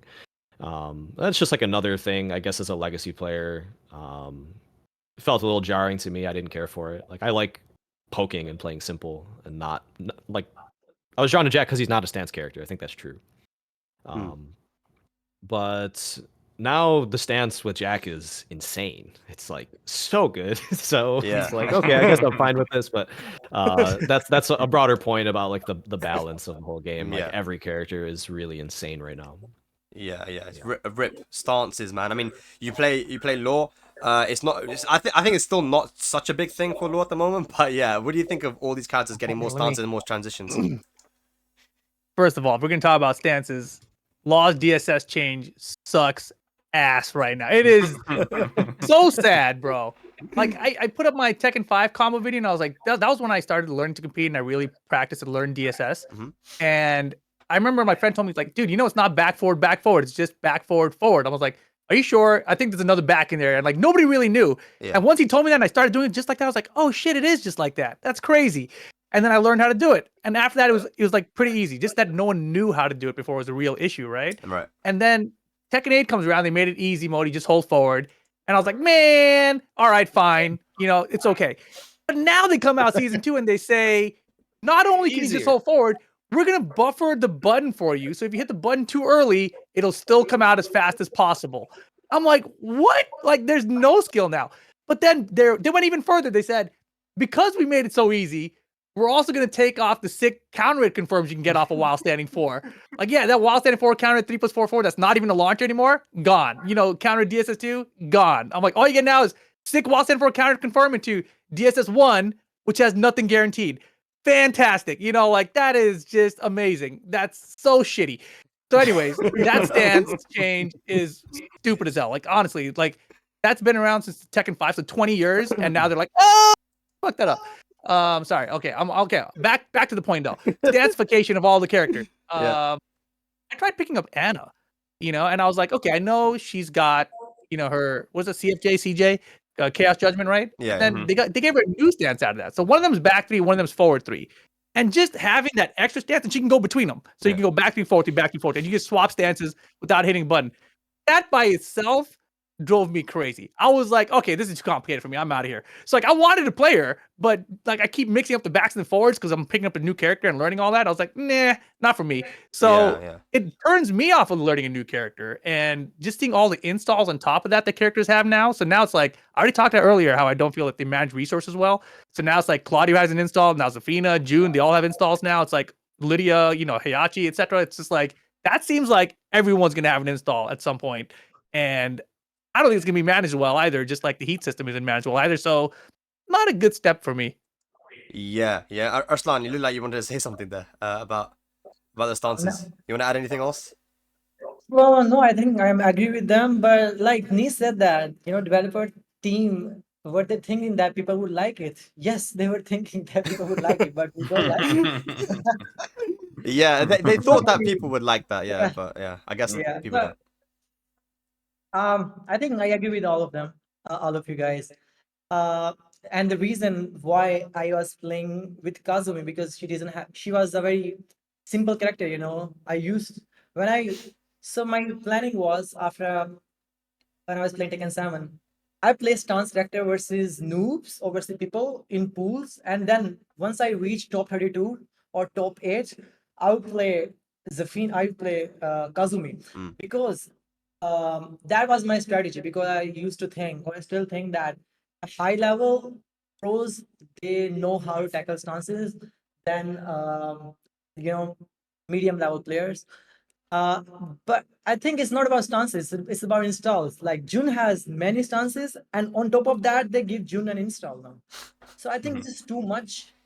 And the direction there, and Zafina has like 3 stances, and plus she has an install Install. now. Yeah. Mhm. It's just like crazy, the direction they are going in is just making character too complicated, but also very simple at the same time. They are focusing you to play stance-based games and rely on few stuff.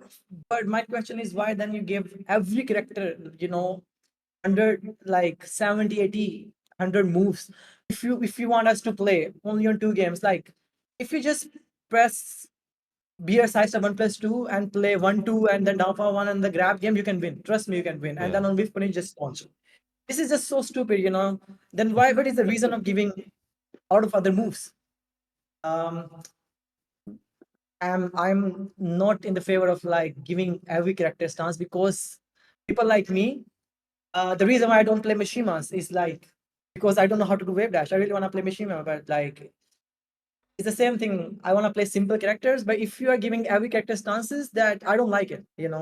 I like poking based characters. I don't want every character to have stances. So yeah. Yeah, I hear that. Everyone has different likes and different weaknesses and strengths, and some people just want to play a basic character that just has basic tools, because it's easy to play and it's just something that is straight to the point. But now they're making everyone a stance character, and they're not giving us that choice. And people's and characters' archetypes and are being changed. There's no longer that, oh, Zafina's a stance character. Oh, blah blah. They made Steve the stance character now. And I think I've not heard a single good thing about Steve. Every Steve player is just pissed off. Even though they gave him a new standing launcher, 17 frame up to, they don't care. They're like, this character sucks. I hate Steve. No, I've not heard a single good thing about from any Steve player about what they've done with him. No, Speedkicks? no. I was playing a lot of Steve. I played a lot of Steve. I don't know if you guys did that. Toward the end of the season, I had just started like playing a bunch of Steve for fun, and then he started becoming like one of my better characters. I just kept like playing with him. It was probably the most fun character I thought in the game at that time, because the timing stuff was just too fun. He was flowing through, and when he went to stances, it wasn't like the committed like Lionheart stance, right? It was like he would use flicker, you would cancel out of flicker into back into neutral, right? Like you'd crouch cancel and you'd have options there, and you could keep like flowing through all the attacks. It just felt really fluid. And now whenever you do a move, it just stops your whole movement for a little bit, and you're stuck in that dumb Lionheart stance doing the shimmy, like doing a little dance. It does not feel good to play. I'm not sure. I don't even like. It could be good. He could be a strong character. But the C players aren't having fun. I'm not having fun. It doesn't. It's kind of forced gameplay, like just in the worst way possible, which I think is probably a big issue for maybe a lot of the direction they have here, with how we're saying like, okay, if you don't like stance characters, too bad. If you want a simple character, too bad. Like we're losing like the kind of the options of choosing how we want to play. Not more than like before. At first, it was just play style, right? They wanted every character to play more aggressively, and they were pushing us all toward that. And it's like, okay, I'll just play the aggressive version of what my character is. But now we're kind of even losing our characters like identity. Identity, right? yeah. Now instead of playing an aggressive version of my character, we're all playing the same aggressive, like forced mix up kind of stance guessing game, which doesn't feel good at all. I don't think. Yeah. I also want to add one thing. I think they're so stubborn. With just if you want a buff character, just give Steve down back 3 to knockdown. I think it's gonna help Steve gameplay a lot instead of giving them stupid stuff. And the same goes to Zafina. Just give her back 1+2 back. She will be so good. But there was no need to give her back 1+2. I think that will be so broken. Yeah, it is. Plus Yeah. 4 on block. It covers like it covers huge range, and then it is anti-high. Yeah. And it's just so stupid. Why don't you give characters the basic tools back, like Steve down back 3 and Zafina back 1+2, but instead of they give these characters some crazy stuff, which we don't want it, you know. Yeah, So I think maybe Yeah. I think we were all hoping for balance changes, and instead we got design changes, which is not yeah, good. yeah, correct. hmm Yeah. The other thing too is, having all these stance characters, it's super difficult for new players, but the whole design system that they're trying to implement seems to try to encourage new players. Like, they're simplifying all these things to bring new players into the game, right? Like that's why Lee's blazing kick is a simpler input now, etc. And Law's DSS is easier than ever. But at the same time, they're making more stances and more installs, which are way harder for new players to adjust and learn even. So it seems like they're not even on the same page with what they're trying to accomplish. Yeah, and actually, talk about the new players. I had a lot of new players actually talk to me and give me like their opinions on the game as well as in what we are in season 2. And someone actually said to me, and I'll read it out. Moves that cover too many options are not fun to play against. Homing moves that are mid, plus, and powerful and have other properties. If I'm not going to step in a 3D game, I'll just play a 2D game. That's what he said, right? Egregiously easy access to mix-ups across the whole cast without similarly busted defensive resources. Earning a mix-up is fun, as is a character with significant flaws to offset gross mix-ups. I like stances too, but if a character is going to neutral skip into a filthy mix-up, I better have access to a burst or a combo breaker or something like that. So, like, there's even other people who are new that are saying stuff like this is too much, like, so they're trying to appeal to new players, but at the same time, they're not appealing to anyone at the moment with what they've done. No, Who it's is so this funny. new player? No, Joker? just no, this is just some guy that just came into our chat and said something. No, dude, it's Yeah. so funny. I randomly was talking to Maximilian, and like, he's always played Tekken, but he tried to take Tekken 8 a little bit more seriously. He got coaching from PDX and everything. He learned a lot about the game. And when I saw him, he came up to me after season 2 came out. He just hit me. He's like, dude, what the fuck did they do to season 2? I was like, I don't know, bro. I don't work for them, man. Like, I mean, like, I know you're learning, you want Tekken to be cool, and you're into it and all, but like, I don't know, man. I'm Yeah. not on that team. All right, man. Let's go to the next point. We're almost done with this. So too long range and too many plus frames. Characters with weapons have a very long range and needs to be adjusted. Plus frame is too much when we block. +9, +7. There are a lot of things like this. These things only produce selfish play. People got a lot of stress. I think we don't have to talk too much about this. We're all going to be the same, like, kind of, Yeah. we have the same opinion. We already spoke about it, right? Like, back 1+2 of Zafina and blah, blah, blah, blah, blah. Like, plus frames. And, yeah, let's just go to the next point. I mean, we all agree with that one. Okay, here we go. So, too many 50-50 situations. There are a lot of 50-50 situations after the Heat Engager or block +7 or +9. Heat Engager is damage to opponent and recovery health bar. I think this is a big reward, but is there a reason to give it +17? I think it's an excessive reward. It's too forced. Mid between low, start frame of 50-50 is often the same, or 1-2 frame difference. It is too difficult to block this in a forced situation. So let's talk about that. Arslan, I'll start with you. Heat Engager. Okay, now we spoke more about what you want to see with Heat, but Heat Engagers are +17. They recover a ton of your health. You can now go into full crouch with it, man. I mean, he's saying that it's too much reward and 50-50s as well. What's your opinion on the 50-50 aspect of the game now, especially in season 2? And what would you like to see Yeah, I happen? think he's 100% right on this. I think we shouldn't be on +17 after hitting Engager. I think that's too much. You are recovering your health, you're recovering your chip damage. On the top of that, you are making a 50-50. It's like you're creating a 50-50. I think this is like, as Nee said, it's too forced. And I completely agree with him. I think I just covered this point. Yeah. Less 50-50 is, yeah, one thing I'm gonna cover because I mentioned this in my YouTube video as well. So like, remember Kunimitsu. So 50-50 has been in fighting games for years. Like in every game you see there's 50-50 exists. But Tekken 8 50-50s are so, weird and so bad. I mean, I used to play Kunimitsu. So what is this? What was his 50-50 was forward 3 into full sweep and forward 3 into up back 3+4. If you block both of these moves, you can get a full combo, right? But what is happening right now in Tekken 8 is that you block Lily's back 3-3, it's -13, right? And then you block Lily back 3 into 2. you see power 2 1+2, and she's +5 on block, and that's a full combo. I think I'm just against this idea.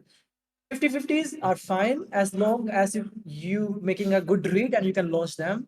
But is this too much, you know, just -13, and then if you block the mid part, she's on +5, and then she's blocking another 50-50. So that's too bad. That's just so bad. Never seen in any fighting game, you know, any fighting game. This is just like the worst thing in this game. I agree with you. I think that 50-50s they're quite mentally taxing to play against in general, right? But when you can't even punish the option, like let's say you guess right on the mid and then all of a sudden it's like, oh shit. You know, it reminds you of Akuma in a way where if Akuma would like duck in your face, it's like, oh shit, is he going to do down 3? But all of a sudden he does Wasan in 2. I've blocked it, but now, you know, if I have to work really hard to kind of get the flow on it, sometimes I can't. I've seen a million people try to jab and then they get their jab crushed by the dive kick and then they're dead again, right? That was an example in Tekken 7, but in Tekken 8, there's so many more 50-50s and some of them, like Arslan said, they're not that punishable. Joey, what do you make on this point? It's been interesting. There's like a lot of streamers who've been streaming legacy Tekkens because they've been so upset about season 2. And so I was seeing some people streaming Tekken 5 DR, and even just seeing situations like where one player has built up like a decent life lead, like maybe one player only has like 1 poke of life left and the other guy has like 35%. And you'll like see this dynamic where the player with the life lead is like backing away and it's like, okay, try to open me up. Like how are you going to make this comeback? And I noticed like when the exact same type of situation happens in Tekken 8, like the person with a little bit of life was playing Heihachi. And it's like, okay, what would happen in Tekken 8? They would run on in, they would pop heat, that would probably get blocked. They would probably do a quick sidestep, and then they would heat smash. And if that hits, they win. If it gets blocked, we're going 50-50, right? They have to guess on the guard break or the mid. If he's got Warrior Instinct activated, the mid is safe, right? Like, can we talk about Warrior Instinct today, by the way? Yeah.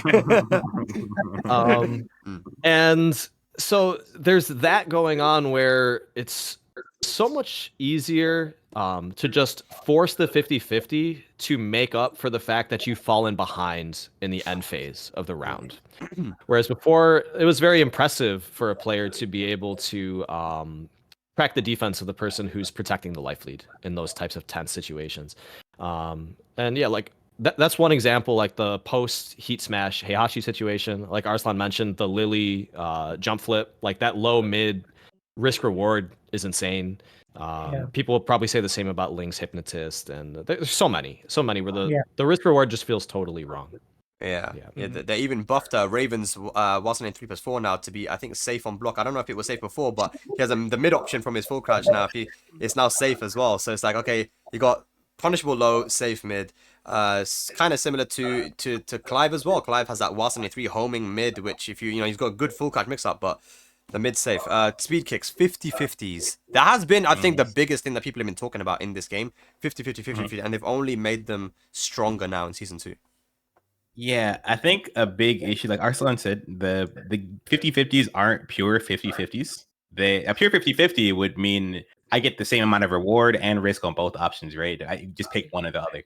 In this game, I mean, obviously in Tekken, there's been pure 50-50s. Even historically, there's been, moves where it's like, okay, the mid is safe, but the low is launch punishable, but the mid is a launcher and the low isn't. Like stuff like that kind of adds that like dynamics to the game. And then you also have options like, okay, if I hard read the mid, I can still step it. There's like options there, right? In Tekken 8, these current like 50-50 situations, you don't have any options. It's take the mid or take the low. And then the worst part about the mid is plus on block.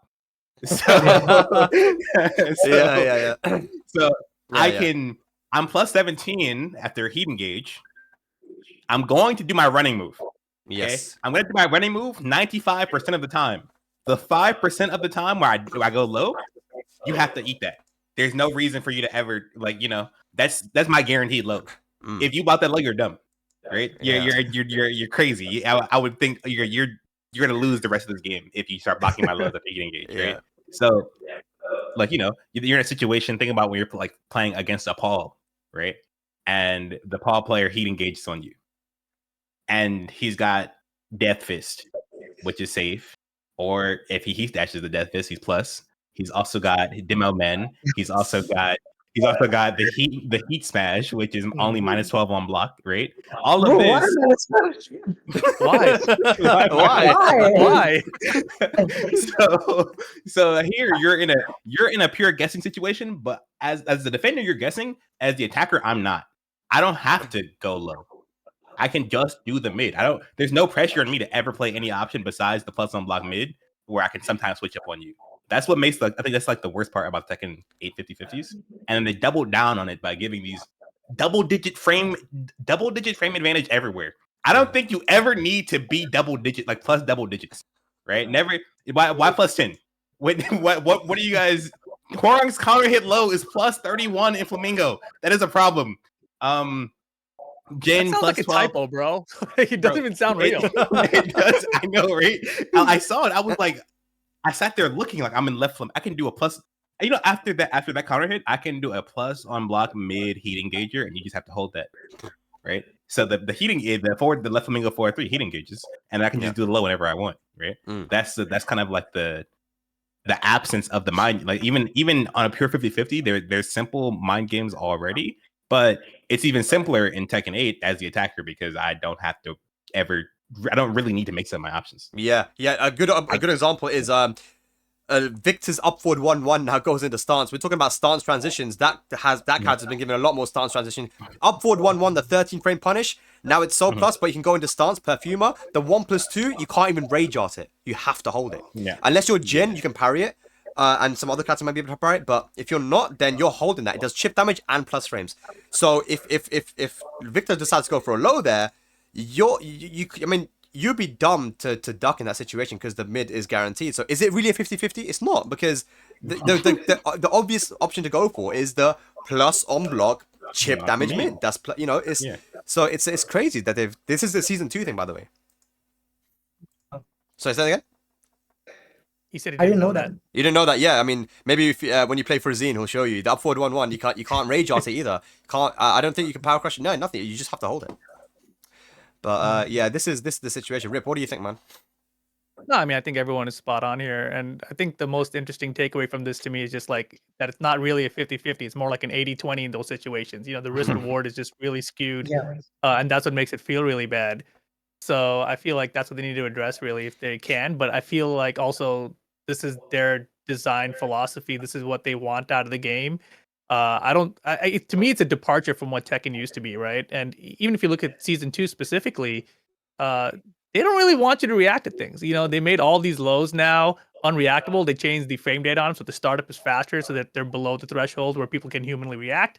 And then they also made them safer on block, so that, like, you know, at least a down back 4, for example, now. Before always a full launcher, now it's like -14, so some characters won't get a launcher. Yeah. And it's like, why did you do that? But you also sped it up too, so now you can't even react if you could have before. So they just really don't want you to be able to react to things. They want you to just make the guess and make the hard read and just go for it. So that seems like their design philosophy. Just make the decision and go with it and see what happens. Yeah. Okay. I think we're all on the same page here. We only got a couple left, guys. Chip damage. Many players say they don't like it, but it's unlikely to change. To be honest, if Tekken 8 don't have chip damage, we can hold out even if it's force.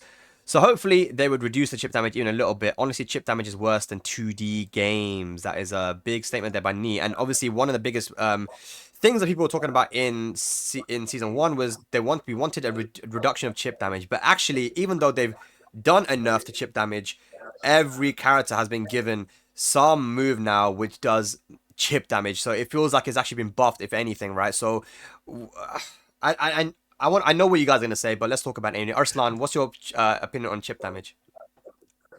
I think, yeah, maybe I will put chip damage on number 1 on the things that needs to be changed or are the worst things in the game. Wow. As a defensive player, right, I have been playing defensive and I have been known for playing defensive. And I cannot defense anymore.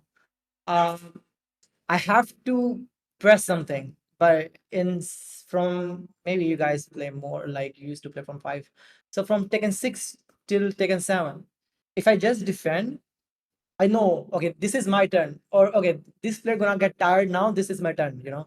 But you cannot do that anymore. And then a lot of players, legacy players, including me, were having issues with that. And this thing is like yesterday I was playing Tekken, and then I was like holding my handle back, and then after like 5-10 seconds, I look at my health bar and it's 50% gone, and that it doesn't make any sense. Why Yeah. is that? And then if I don't have a good heating gauger like Clive 1+2, if I have only down back 1+2 which is -14, let's say, then it's done. I cannot recover my health back. I just need to have I have to find opportunity so I can do down back 1+2. But what if they don't give me opportunity? Before I used to do Crusher, but that was a risk as well. But so this is too bad, to the point where you feel helpless, or you feel like, what is my fault? Is defending my fault? Uh, which is you, you're just holding back, and then your health is going down. So I think that's the worst thing. Maybe this is number one worst thing in Tekken. Joey, what do you think of chip damage right now as it is? It's just another example where they say something that seems to indicate like an awareness of what needs to be changed, but then the direction like goes contrary to that. So I think I recall in the Tekken talk there was some mention like chip damage in heat is reduced, right? But it seems like chip damage out of heat is more, which is almost, it's not almost, it's just worse because like now you're getting chipped up and the opponent's not even in heat. Like everybody's got some crazy chip move. So they make a tweak in one direction and then they like overturn it by making changes in another way. Yeah, I agree. I think chip damage has been excessive since the beginning of Tekken 8. I was hoping it would be controlled a lot more. Like I was saying, I was hoping there would be sort of like a DR effect from season 1 to season 2, where they got a lot of things under control. But yeah, the chip damage feels even worse now. So it's just exaggerated the problem. I'm not really sure what else to say. Yeah, like, it's simple. It needs to come way down. Yeah. Yeah, speed kicks. It's a debuff. There is chip damage. On Fun. top of that, there is debuff. Yeah, with Anna. Yeah, I mean Anna's chip damage is insane. It's so stupid. Yeah, she has the 1-2-1 into the rocket launcher, which if at the wall, 10 frame, and you're just taking chip, and it's plus. Yeah, It's like chip. It's insane. She can kill you with just chip damage, man. Not good, not good at all. Speedkicks, what do you think, man? Yeah, that's so interesting to think about, because like if I were to ask you what like Kwarang is, right, you'd probably say like Stance mix up character or something like that, right? And if I were to ask you like what Kuma is, you're like, okay, he's a kind of a chip damage like big character with a bunch of damage, right? If I were to ask you what Anna is, she's both and a poke character with a nice counter hit high and neutral. Like she's poke and chip damage and mix up, and the design identity there is just kind of completely gone left field. I thought chip damage was a problem from like the start of the game. Even I think like even a long time ago, like the first HEATSPEAK we talked about it. I was like, there probably shouldn't be plus on block chip moves. I think like getting rewarded with a good situation and getting rewarded by taking away their health is really bad. We go even further now. Like everything kind of does chip damage. I think they're kind of super lost on how to balance it. I don't even know how to balance it. It's a hard thing to balance, to add to a game and then like figure out, especially a game that has so many different moves with that function like all depending on each other. And as long as Tekken has, I maybe just give up on the chip damage mechanic. I would love that. Ideally, if they deleted chip damage from the game, if season 2 came out and chip damage was gone, no one would have missed it. Yeah, no one would have sat there and thought, "Oh, I should have chip damage." Do you think if they like deleted chip damage, should they make combos still be recoverable gray life? Yeah, I think gray health is cool. Gray health's okay. Yeah, gray health isn't the problem. I think chip damage is the problem. The act of like losing for just straight up blocking is kind of an issue. And I think I know, like, I think I understand why they did it, because Tekken 8 or Tekken 7, it was like super defensive. Like you'd get those rounds where Nia and Kakoma were just like staring at each other, right? Like that long one that everyone knows. But I like that. If you you like the 60 the 50 seconds of nothing, no, I hate that. I like the stare downs, yeah. But I really did enjoy like the older like Tekken 6 like tag 2 kind of deal where defense was strong, offense was strong. I think if you were the attacker and you found a good situation to attack, then you inherently had an advantage over the defender, but the defender had options and attacking was hard and defending was hard. The game was hard, right? Now they simplified the game down and they want to make it so that the attacker has an advantage over the defender, but the attacker already has like a bunch of different advantages. They have the frame advantage, they have the possibility for mix-up advantage, right? We have these 50-50s in their favor. They have remove like nerf defensive options, less counter hit launchers, less low parries. I don't think we need chip damage on top of it. Yeah. So I think chip damage is a mistake and they went the wrong direction doubling down on it. Yeah, I mean, I can hear that for sure.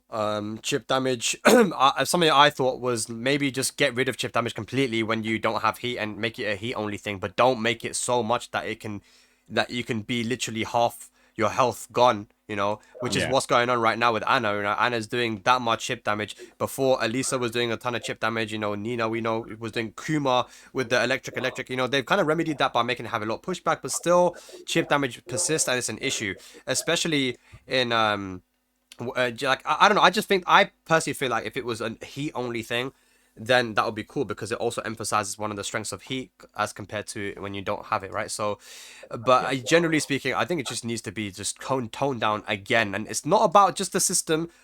We need to tone down the system, but also the characters' access to that shit, man. I mean, Shaheen is doing sidestep 1+2, this new move, which is a new move that he got, right? And does the chip damage. And it's +5, it's plus God knows how much on hit, and it's and they even given back 3, which is another plus on block move, chip damage. So it's like, okay, you reduce chip damage, right? But you've buffed it when it comes to like Shaheen, because now he could do plus on block, and there's more examples as well, right? When it comes to new moves that do chip. Rip, what do you make of chip damage? Bro, you guys just brought up so many points. My head is spinning.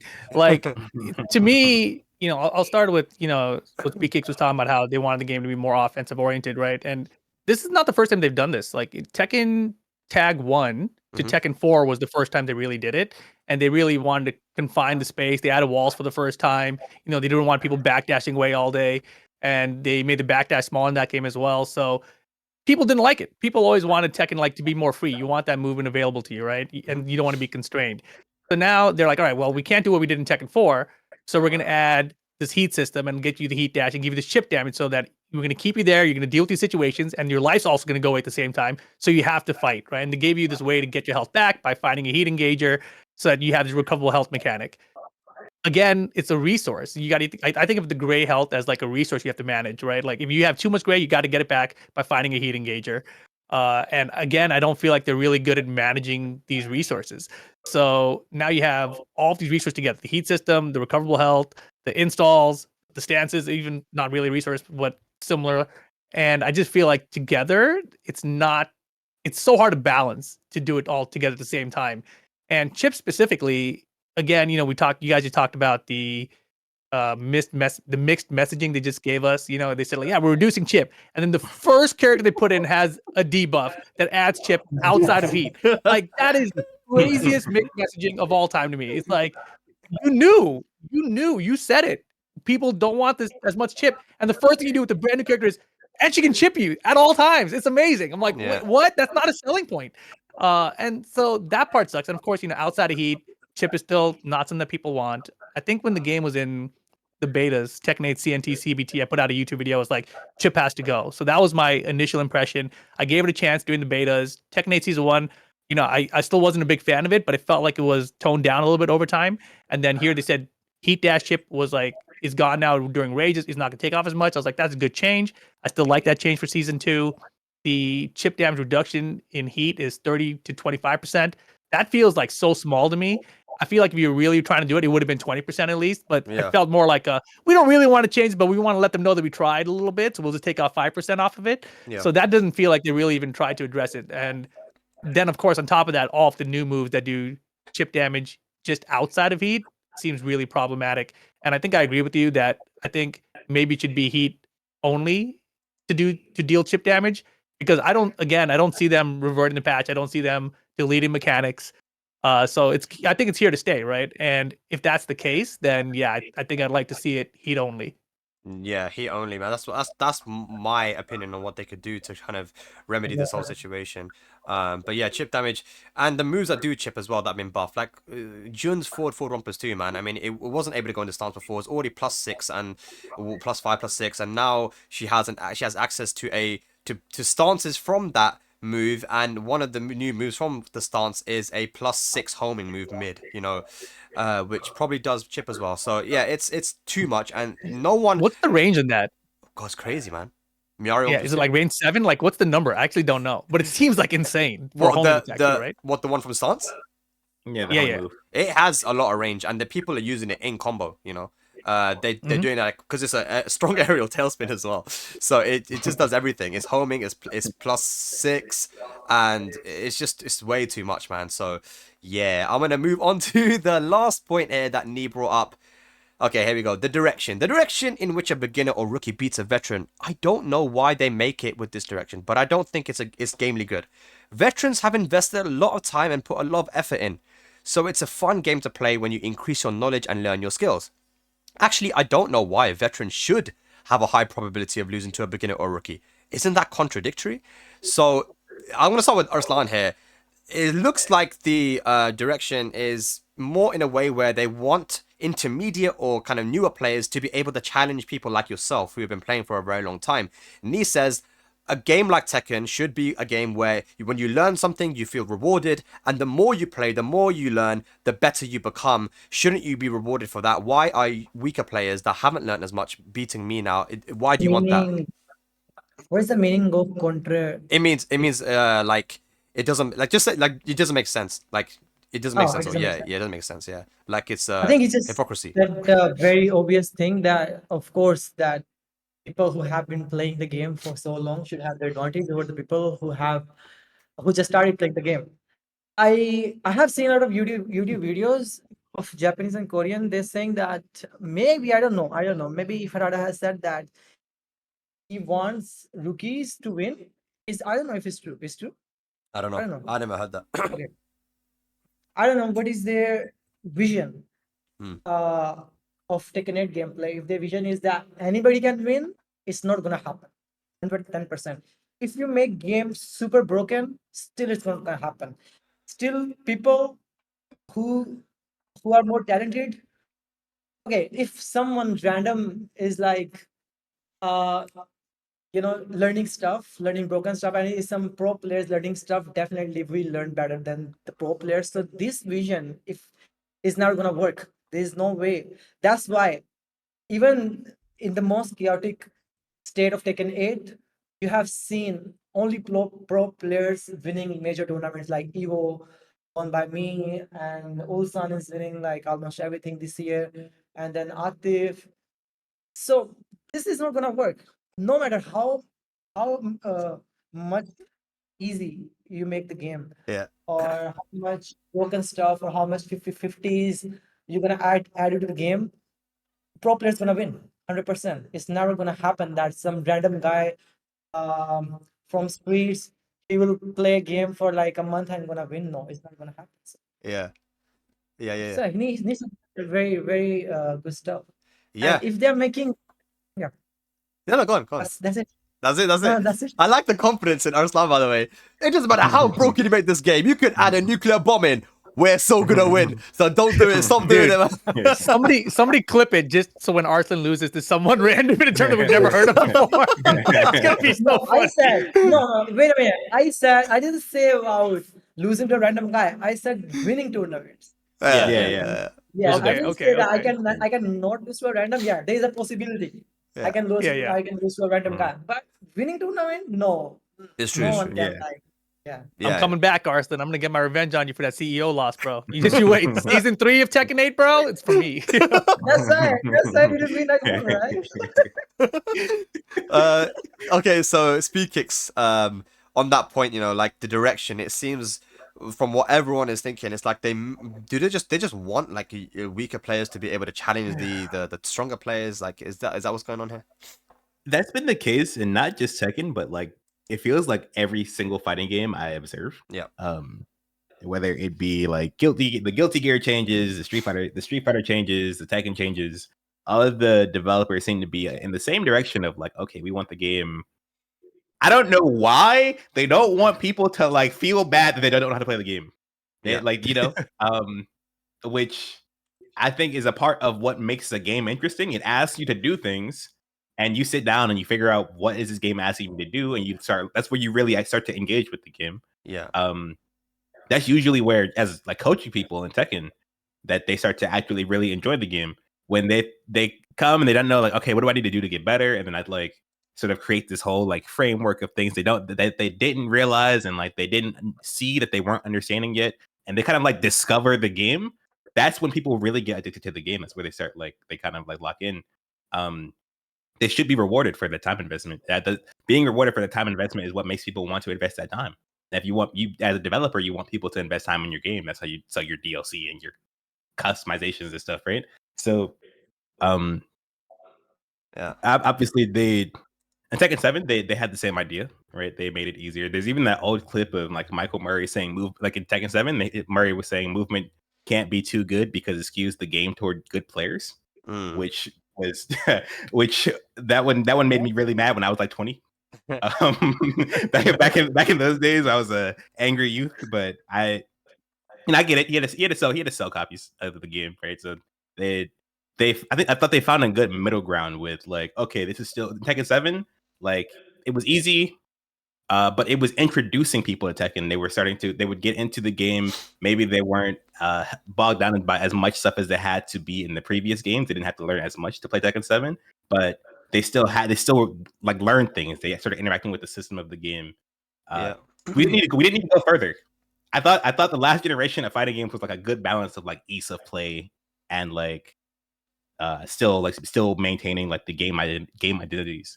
I don't think going further in that direction will make it better for anybody. And season 2 is absurdly in that direction. There's very little like things they want a better player to be able to do against someone who's just mashing buttons, and that kind of sucks.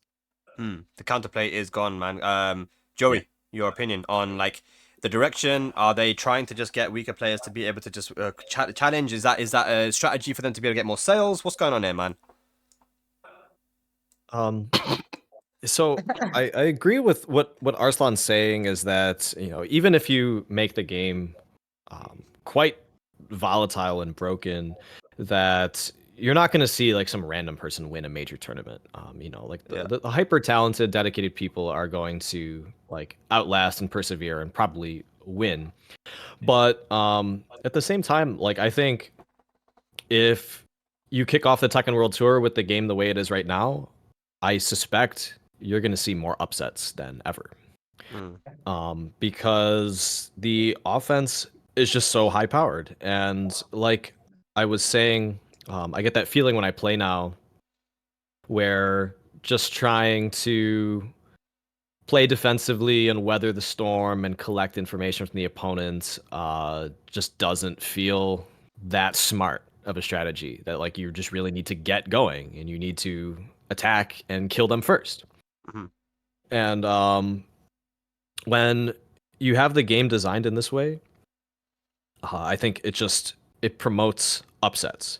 I think if you look to like Tekken 6, Tag 2, Tekken 7, for instance, you'll see the flow of the match such that sometimes like the underdog, the weaker player, like mid-level player, really gets started faster than the high-level player. The high-level player is getting launched, the momentum slipping against them, and you'd see this arc to the set where even though those interactions happened, the high-level player sort of processes those things as information, and the things that the lower-level player was doing early on actually ends up being like their undoing.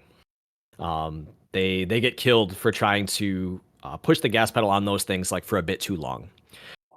Now I think in Tekken 8, things like heat mode, the heat smashes, these types of options are so good, and there's so much momentum being generated off of the heat activation. There's almost like not enough time for that process to play out where the higher level player really like completes their download. Of course, they can still do it. I just I get a sense that it's harder than ever.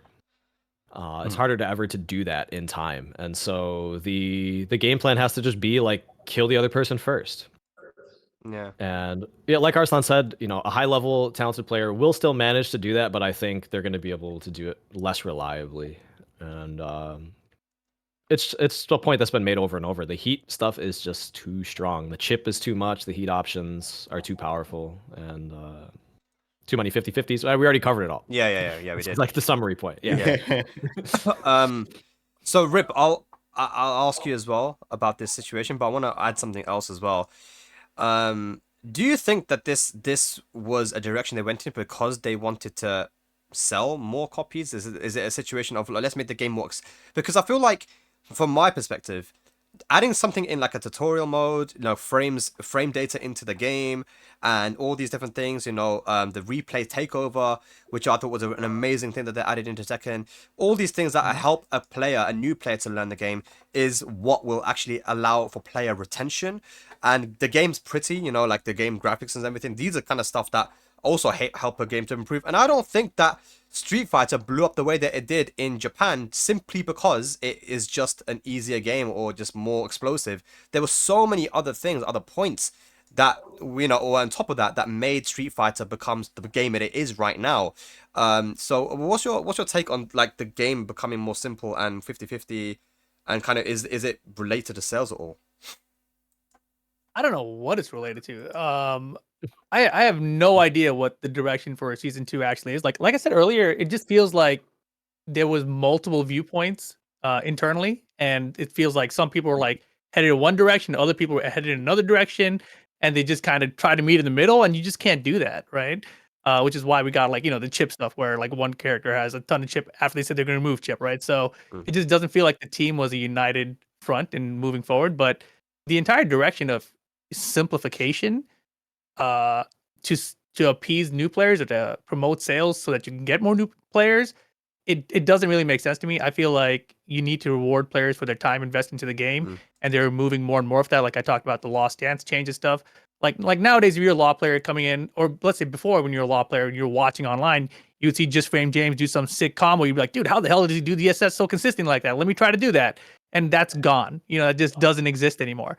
So like, why even remove something like that? It's just bizarre to me. But then on top of that, if you're trying, if the effort of doing this is so that tournaments and players can feel more equally level in skill, like you're lowering the skill ceiling and you're raising the floor at the same time to make like everyone more in the middle. If that's the attempt, that's just going to make for a more boring game, I think. So I just don't understand their thought process here, and I'm kind of at a loss for why they're even going this direction. I 100% agree. I just want to add one thing, so as you mentioned, like why Street Fighter is like doing crazy, like in Japan and all over. So like recently I have been thinking, that so I met many people in Pakistan, and they told me that they have a Discord group and they have a WhatsApp group, and they're starting playing Tekken just because of me. I'm just not bragging. It's like it's true. So, and also I'm pretty sure that a lot of people has starting playing Tekken because of me in Korea, in all over the world, and maybe because of Mainman, maybe because of KVs and other good streamers, right? So I think neglecting our points or neglecting what we think is also a bad attempt, that because a lot of people, they look forward to us, and let's say if I say some bad thing on Twitter about the game, they actually believe in me. If it's not true, let's say if I say today that I'm gonna leave Taken, I'm pretty sure that a lot of people will stop playing the game. Not everyone, but a lot of them, because some of them, they're starting playing because they watched me, they watched me going tournament, doing great things for Pakistan, and then they are plenty of good players, newcomers who look up to Ulsan, who look up to Nee, and who look up to new younger players, and they wanna learn, and they are the inspirations. And I think they should hear us, and they should take into the consideration our point of view, that what we want is also as important as what a casual player wants, because there are a lot of people, a lot of casual who play game because of us, who play game because of content creators, who play game because of like top players. They wanna they want to make a career out of gaming and they're gonna become a streamer, you know. So what I'm saying that why Tekken is dying. One point is that they don't listen, or they are not listening to the community and pro players and content creators. This is the one of the reason I think why you see there's a decrease in the viewership, or people don't like to play, because a lot of top players, we are so frustrated we don't play the game. So that's one of the points that I want to make. That is a fantastic me- point. Go on, Rip. Let me jump in on that really quick too, because I was just talking about this recently as well with someone else. But the past year, the top players have all been tweeting about their thoughts about what they want to change, right? And then you have the content creators below that. So my view on this now is just, if you're a developer, like, you just need to pay attention to that top player, because I think Arslan is 100% spot on here. Like, obviously top players are going to have their biases, so you have to be aware of their biases for their characters and that sort of thing. But when they're talking about like the general system of the game and why the game is frustrating to play, like, you have to pay attention to them. Because, for example, if Nia and Arslan come out and they say something like, hey, Nina is bottom tier, right? The content creators aren't going to come out and they're not going to say like, no, Arslan and Nia wrong. Nina's actually top tier, right? It's never going to happen. So the top players influence the content creators, and the content creators, they influence the casuals and the mass market audience, right? Yeah. So like, really, it all filters down from the top players. So if you're a developer, just pay attention to what they're saying about the system and their thoughts, because that's what's going to filter down to literally everybody else. True. Yeah, I do also believe though that content creators independently have a lot of influence as well. It's not like the top players will have an opinion. I think like you know, a content creator might have a completely different opinion to like Arslan or Nia or something, and they in themselves, you yourself, Rip, will have your individual influence as well on your audience too, right? So yeah, you definitely content creators and pro players. But the point is that everyone has kind of been saying the same thing. Everyone's definitely on the same page when it comes to season 2, but season 1 was a little bit more kind of split, but definitely everyone's been saying the same thing and they haven't been listened to. Yeah, so this is what's crazy about it, right? Because historically they have listened, right? If you go back, if you boot up Tekken 5 right now, right, and you go to play in a tournament, that thing is going to be 2 out of 3 rounds, right? Tekken 7, all of a sudden it's 3 out of 5 rounds. You know why? Because the tournament players always wanted, like, nobody was playing Tekken in 2 out of 3 rounds. That didn't make any sense for Tekken. So they used to listen. They used to pay attention to what the top players wanted. And this is the first time where I feel like it really feels like they did not pay attention, even though they knew. Like, it's like they knew and they were like, nah, that's not the direction we're going. You know, we'll figure it out later.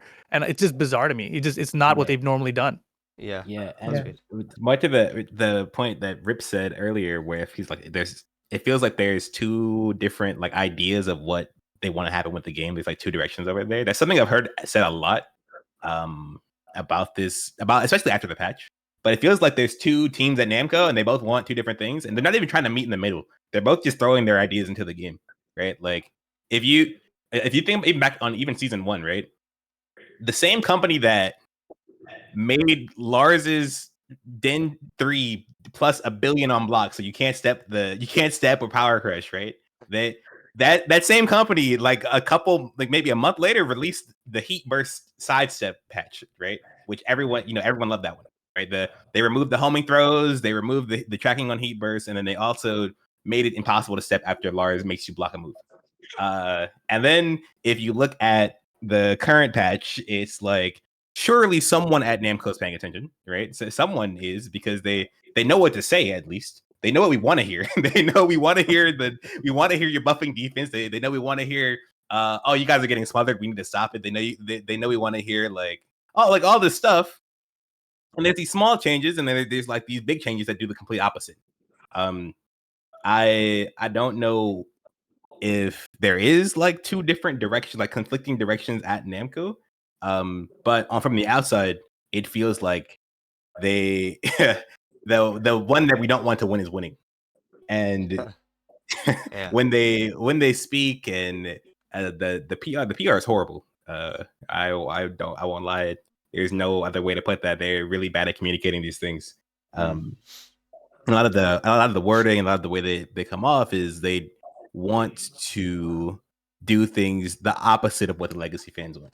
Right? I don't know like why that is the case, because the legacy fans are the one that, you know, they put the most time into the game, and they'll probably inspire more people to put time into the game, like Arslan said, right? So I don't think they should 100% follow the player's vision to point. At least 50%.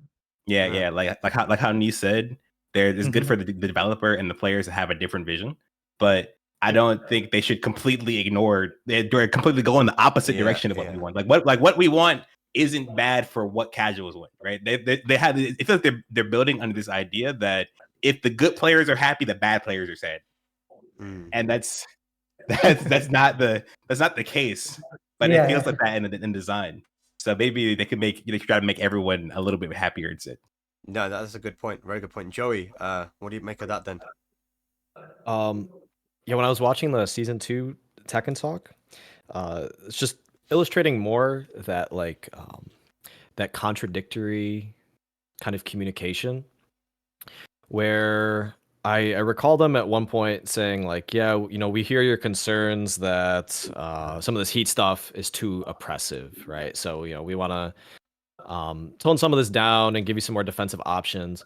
And then they went on to say like, but we want to push for like more creativity in the heat system. So therefore, you can go into full crouch after the heat engager, and a bunch of characters can do their heat smash out of stance now. And I remember I was like, wait a minute.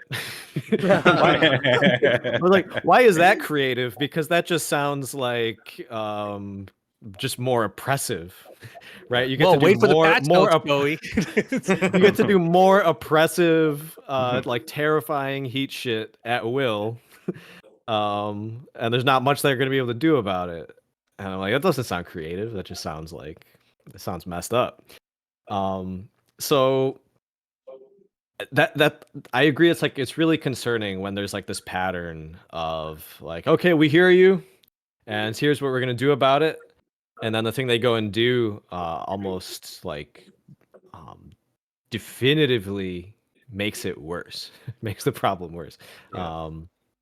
I think in some ways I've seen a lot of people talking about like, oh, this is like the new Tekken 4, where they've just experimented like way out off the rails. They've done so many new things with the Tekken system that they've never done before.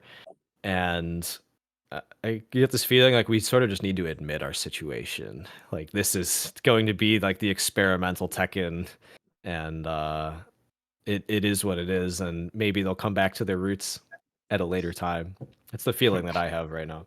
Yeah, it's scary, man. It's scary because it's like we saw the Tekken talk and it was what it was. We did a heat speak emergency heat speak right afterwards, right? And we were like, yeah, this is not looking so good. But I guess look, we can't really say what we haven't got the patch notes right, so we're all just like, this is surely no way, right? It got worse. It got worse. We're like, surely they're not gonna. It's not gonna be this, but like the 1500 changes, surely they're gonna be nerfs because we've been asking for nerfs the whole time, and in fact, it was anything but nerfs. It was actually just a lot of buffs. It was speeding up moves, giving more 50-50s, more stance transitions, and it was just, I just couldn't believe it, man. And I think everyone's reaction was crazy. And I think I give this example, right, of when you tell me to watch something, right, and this has happened recently. Someone was like, Jujutsu Kaisen, bro, the best anime you're ever gonna watch, bro. Watch it. I swear to God, watch it. I was ill one day. I go, do you know what? I'm gonna start watching it. I watched it. I was like, it's pretty good. But because everyone told me it's the best anime ever, it's like the best thing since sliced bread. I was like, it wasn't that good. You know, my reaction was kind of negative, right? But then it's like, if I put that to this situation, if someone actually tells me that, oh yeah, it's not that good, but I watch it, I would have been like, this is amazing. So it's all about perspective. All of a sudden, they're giving us this hope that, oh, defensive patch, this and blah blah blah, and everyone's hopes were really high. And then when the Tekken talk happened, and when you had the patch finally come out, expectations were kind of high. Then Tekken talk kind of lowered it a little bit, but then everyone just like was like, this is insane. After season 2 came out, it's not what people were asking for. And we talked about, I mean, Arslan spoke about how, like, the pro players that, we say something and we can influence people, and you said, Speedkicks, that the content creators and everyone, us guys talking we're not saying things that the casuals don't want. We're on the same side here, right? But it seemed like nobody was listened to when it came to some things, at least, that we were talking about. Not everybody agrees that heat engager should be gone. Not everyone agrees there should be a meter for heat that should be built up. But everyone agreed that, for example, chip damage was too much, right? But they only buffed it in some ways. Heat as well, like was too much, and 50-50s were too much, and they added more or safer 50-50s. We talked about how it's not really 50-50, but 80-20, right? So it really, I think that was the main reason why everyone just came crashing down, because it was like the expectation that this is gonna get better. And like Rip said, right? You said that usually they do actually make changes for the better, but this is maybe the first time that it just hasn't happened, and they've kind of doubled down on the direction. I think it is the first time. I can't think, like, I've been playing since Tekken 1 in the arcades, and I can't think of a time. Like, the only thing applicably close to this is just Tekken Tag 1 to Tekken 4. And that wasn't a patch. That was a whole new game, right? But that's the only feeling that felt like that. Every other Tekken has only gone up. Yeah. It's yeah. Sorry, last time I felt like this was the Leroy 2020 season 3 Leroy. Yeah. Okay, yeah, you're right. Dropped this like devastatingly broken character, but at least in that only case, one. it was like it was That was one only character, right? Yeah, It wasn't like the entire game patch, the entire game Yeah, direction. it was on the system. Yeah. Yeah. Falcon was like that too, but Also, yeah, and there weren't as Kuni many didn't feel tournaments great. going on. Yeah. This type of I think Geese was also the same yeah. on launch. Yeah. And then they nerfed him over time too. So it felt like even though they made that massive mistake, they were like, okay, wait, we messed up, right? They're like, okay, we got it, we understand. And then they did it again, Tekken 8. And then they doubled down. Weird. It really feels like Weird. it feels like in that middle of Tekken 7, right? When Leroy came out, like there was a changing of the guard internally, and like that's been the push forward afterwards, right? Because before that, we never really had that kind of a drop off. And I think that one of the reasons why like everything is just so negative at the moment, everything is because there hasn't been any communication about this since people have been talking, right? It's like, what is going to happen? I think one thing that's really stressful is not knowing what's going to happen in the future, right? It's always been something that stresses me out, you know, like COVID was really stressful. When is this going to end? I'm stressed. What's going to be my future? Blah, blah, blah. And everyone's now really, really scared about the future of this game. And it's like, what's going to happen? What changes will be made? They're waiting every day for something, and there hasn't been anything. And I think it's just, it's created this really kind of crazy negative environment. But honestly, like, what can they possibly say that you're going to believe? Would you like them to say, we're going to focus on defense and reducing chip damage? Would you believe them? You know, I mean, like, that's the issue that they have right now, I feel like. And that's why I feel like they can't say anything. Yeah. I would love, my day would get made so much better if there was just a tweet saying, we're going to undo up 80% of the balance changes. That would make the game playable again. It's not playable right now. It doesn't feel like. Yeah, that's the question, Rip. I was asking myself as well. Is like, what could they say that people would believe? Because I feel like there's a lot of good faith that's been lost. They shouldn't say anything. They shouldn't say anything. They shouldn't say anything. Like, they no, I completely agree. Like, the words were there, and we didn't get anything from it, right? The actions. So now we need to see the actions, because the words don't mean anything. Yeah. Go on, Arslan. They should just listen to our feedback, and then they should just, if not like 100%, but we're asking 50% would be okay. At least we all start playing the game, you know. At least 50% of what we are asking, you know. So yeah, and it's about, like, you know, because there has been a direction, right? There's a direction that this game is going in, and it's like we just want to see the change of that direction. And it doesn't. It seemed like you know, there's a defense orientated. You know, there's an interview that happened with Evo, and it's like, oh, are we finally getting that direction change? And then it wasn't, you know, it ended up not being that direction change, and in fact it kept on going in that same direction. So it's that's one of the reasons why everyone is stressed out at the moment. And I think it's a tough situation, man. It's like, it's tough. I know what we want, but you know, it's hard. But one thing I want to show you guys as well, let's talk about this. Now this, credit to Changbang for making this, man. So he actually made a list of characters, the female characters, because he's an expert with those characters, one of the best players in Europe, and he wanted to show that these characters had weaknesses in the past, and now those weaknesses have slowly been patched away, back from Tekken 6 to now, right? So I want to go through this a little bit just to show you guys kind of what has happened. So for Anna, for example, we had Anna, the strengths are strong 50-50s, you know, strong up close, high mid pokes were strong. She had weak punishment.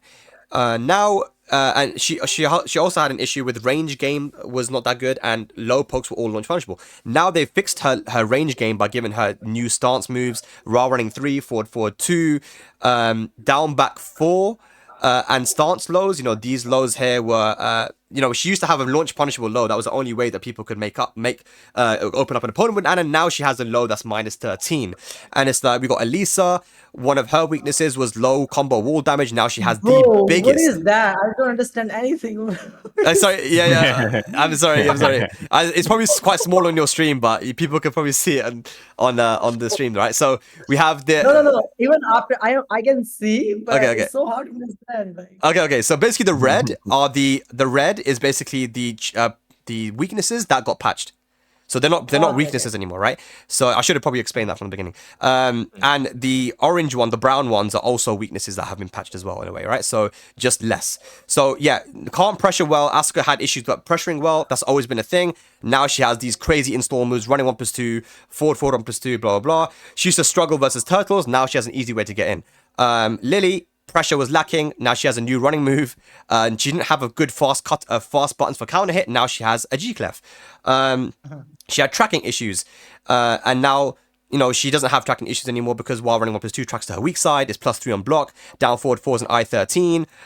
There's so many changes here that we can go through, right? For Anna, she had poor tracking. Now back 2-2 is a natural combo.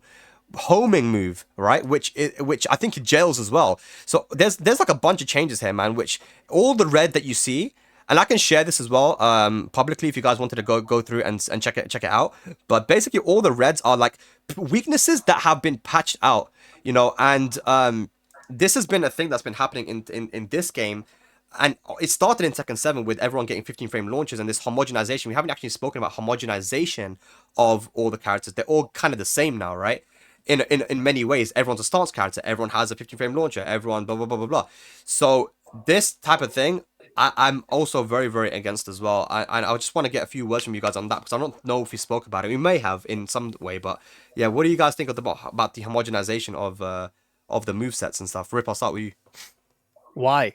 I mean, that's all I have to say. Really. I mean, yeah. I mean, there's not really much more. I mean, I don't think anyone likes this. Yeah. I think this kind of goes back to the stance talk that we had earlier.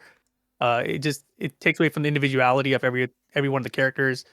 And at the same time, when they're lowering player expression and skill expression, it just makes it feel even worse. So it's pretty interesting too, because Harada used to say, like, if you want a perfectly balanced game, just make everyone Kazuya, but then that won't be fun.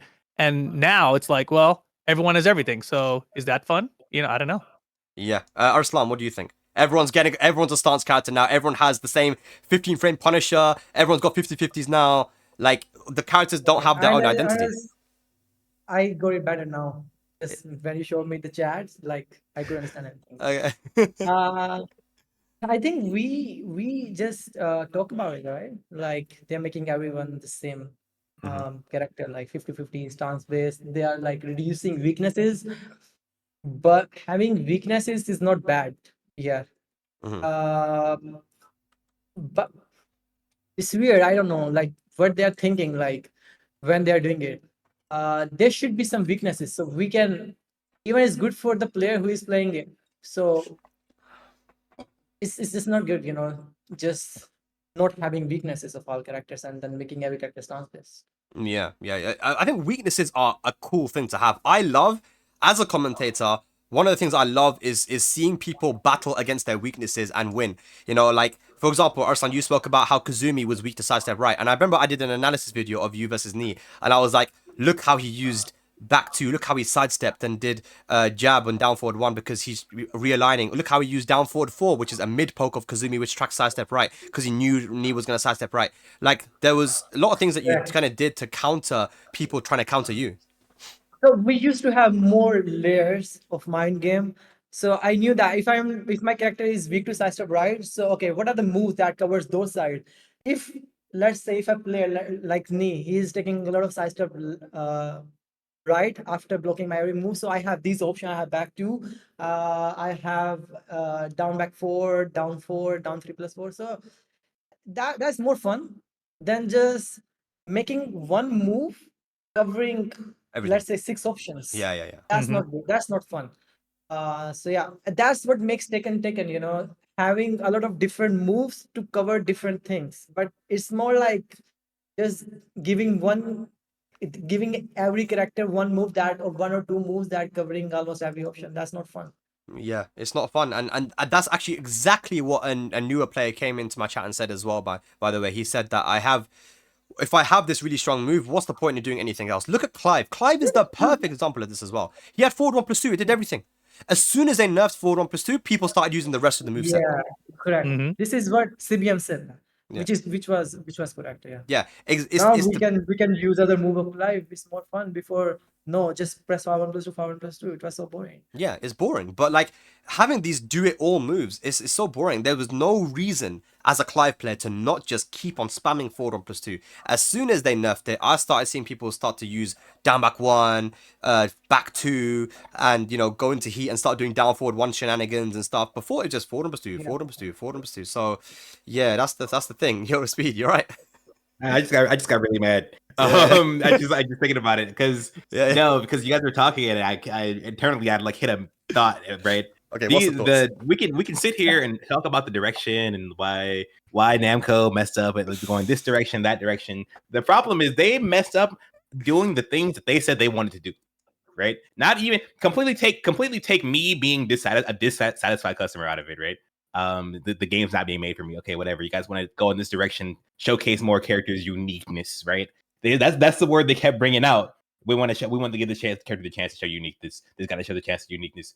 They didn't do that. They did the opposite. Actually, right? 1,500 changes with the intention of making the characters more unique with a poor understanding of the game, and with the result of making characters more the same.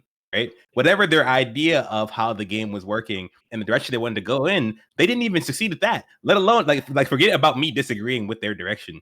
The inability to kind of execute their own vision on the game after working on it for so many months, they have to revert the patch, bro. They absolutely have to. Like as a developer, I'm not a game developer, but a developer in general. You work with large legacy code bases, and there's these rules and patterns and things you don't fully understand, and you never will. We avoid disassembling legacy code as much as we possibly can because there's rules there that we aren't going to fully understand. These guys didn't fully understand the game. They made made their mission statement. Okay, we want to both create more defensive options, make heat, give more variety to heat, and make the game more unique. And they did all three of those wrong. They went the opposite direction of all three of those. I cannot overstate how much they messed up. Even if I agreed with their direction, they messed up. Like they have to undo. Just gotta hit the undo button, man. Control Z. Like, is that what you're saying? Yeah. Control Z. Like, leave Anna in the game. Leave the battle pass in the game. All the changes to the characters. Undo and try again, please. Like, listen to people who understand the game. Learn. There's a lot of high level players who would just be willing to teach the developers the little small things of the game. Remember when they made they did the homing hell sweep nerf, and there was a bunch of the Korean community was going crazy. They made a detailed tutorial on the sidestep mind game behind realigning and timing and all that, all the mind games created by the Devil Jin Hell Sweep not being homing. There are people who would love to explain how the game works, but they clearly don't know how the game works at the moment, and it's getting frustrating. Yeah, it's something that's not as bad as what the homing hell sweep thing was, because that made me crash out like crazy. I made a million tweets about that, and I was not happy. But like Kazuya, for example, right? Like, I've given him a safe new homing move, and it's like you've given him a buff, but these guys no Kazuya player is going to be happy with that buff. Show me one Kazuya player like I'm happy with this. Kazuya players are sweats. They're known to be sweaty players that like to do high execution shit. They would rather do a wavy while standing 1-2 to catch your sidewalk left than here's a mid homing move now that I have, right? So I mean, for people that I know, like Steve plays, for example, they don't want to have this kind of stance heavy mix up game. They want to be able to play timing counters and all that kind of stuff. The archetypes of characters are being lost. It seems like Joey, I want to ask, like, the the archetypes of characters, they seem to be all getting homogenized. Everyone's kind of the same now. What that is pretty significant there, man, I think. Yeah, I like that connection that Speedkicks made to like programming, developing, working on a project, where there's like a foundation that's been laid down by like your predecessors, basically, right? There's this foundation, this legacy that's there that you need to approach with like a certain kind of respect, because you don't know what the repercussions are going to be of mucking around with it. And it's a great analogy because there's this like huge, rich history to Tekken. They've been developing the game since the very first one came out in 1994. And the characters in the early versions are very simple, right? They have like 20 moves. And slowly over time, developers added more, and they built up Tekken into what it is now. And I've loved this game for so long, and I really have always had this feeling like the developers who made this game over time, like, were so brilliant. They made such an amazing game. And yes, I feel there's this recent trend where we have that legacy laid down where these characters were quite well designed. They had like these interesting strengths and these counteracting weaknesses. And like you said, Spag, it was so cool seeing how people would develop styles that allow them to really emphasize the strengths of their character and overcome the weaknesses. And there is that homogenization. I think we've been talking a lot about like just the character's like offensive kit itself eclipsing weaknesses. I think with punishment, block punishment in particular, that's been a really big thing. Going back into like Tekken 7, you take like one of my characters, like Marduk, for instance. He's got these really unique, strong offensive capabilities, like the tackle with his grapples, with his Oki. But he always had like no 12 frame Punisher and really bad while standing punishment. And then they gave him like the best 12 frame Punisher ever. And stuff like that happens all over the place, actually, where characters appear to have a built-in weakness with their punishment. That's been really homogenized across the cast. Just it's like stronger and stronger while standing punishment, stronger and stronger standing punishment. Like Jin got what while standing 4-4 in this game, and a 13 frame while standing punish, and he already had while standing 14 frame punish. That's just one character, but there's a lot of that's been going on where like punishment isn't even considered as like a possible way to balance a character. It's like everybody should just have every punish. And I haven't liked seeing that level of homogenization either. Yeah. It's happening in a lot of different ways. Yeah. It is. I wanna ask one question which I think is really, really important to this whole discussion, and I'm gonna start with Arslan because I think you got to go, right? What is Tekken to you? Because for me, Tekken is something where like, okay, I have these options. I can sidestep. I can backdash. I have a moveset. My character has strengths and weaknesses, and Tekken for me is I need to see your strengths and weaknesses and use my strengths and force myself to use my strengths against you and win that way. And download you if I know that you're going to be using a certain move, I'll sidestep. And for me, that's what Tekken's always been about downloading my opponent and exploiting my strengths and your weaknesses. What is Tekken to you, Arslan, in that way? Again, for me, I think it's always been a game where I used to think, where I still think that if you play well, nobody can beat you. Like, and where you can think that if your defense is good, if you are passionate about Taken, then you can win. And I have won a lot of tournaments and a lot of championships or EVOs because of my defense and because of my reactions as well. Like if you have good reactions, I think a lot of people don't understand what our reaction is. Not like gifted. I used to think that this stuff is gifted, reactions are gifted, but it's not. It's like it's something that you develop. It's something that if you play versus a character or versus some moves too much, then you develop your reaction. You know, you get used to those moves, and then you can able to react to those moves better. Of course, they have to be of 20 or plus frames. You know, below that is you cannot do that. And then side steps. You have freedom, I think, in Tekken, where in other games you don't have.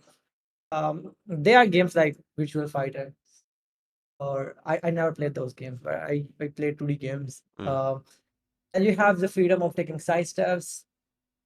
Going from Tekken from 3D game to 2D game is much easier than like playing Street Fighter KF and then playing Tekken, because you have one more. You know, you can take in those games you cannot take side step, but you can take side step. So yeah, and this is for me, you know, I always have so much fun playing Taken, the characters that inspires me, and the community that I have built around me, the friends that I've made through Taken, is like, it means a lot to me. Yeah, that was a great answer.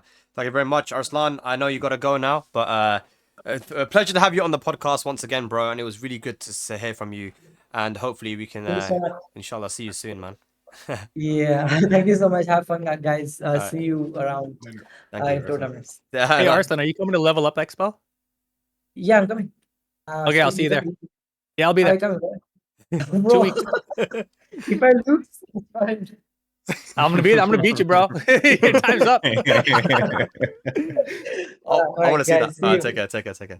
Yeah. I'll ask the same question to you guys as well. I'll let me mute Arslan so he doesn't echo. Okay, he's gone. So yeah, so you heard what Arslan's like what he said. What Tekken was. What beautiful for him is that if you play and play and play and play, you can up your defense, then you can beat everyone, man. You just gotta you have this kind of reward of you know, playing the game, grinding it out, and then you feel like, you know, if you put enough time in, you can win it. And that has slowly, I feel like, you know, is being lost a little bit here and there because, you know, they're adding all these moves in which have very little counterplay, right? But yeah, Speedkicks, what is Tekken to you? Because I want to just quickly say before that, you know, Ryan Hart, I spoke to him about this as well, and Ryan also said something interesting. Let me close this. I don't know if he knows he's on camera. Yeah. Turn around. Okay. Take off his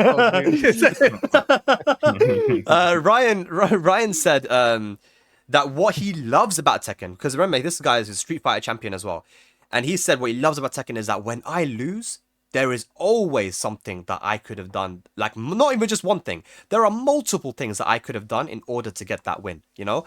And, you know, it's not, but now, like, let's say you blocked, you got hit by Jun's Miare 1+2, the new +6 mid, and it's like you sidestepped. It's like, okay, what could I have done here to not lose? Well, you could have just stood there, and then you would have got hit by the you would have blocked the 1+2 and be -6. So, like, what is Tekken to you, Speedkicks? Okay, so I think a Tekken is probably the best combination of the best parts of a 3D fighting game and the best parts of a 2D fighting game.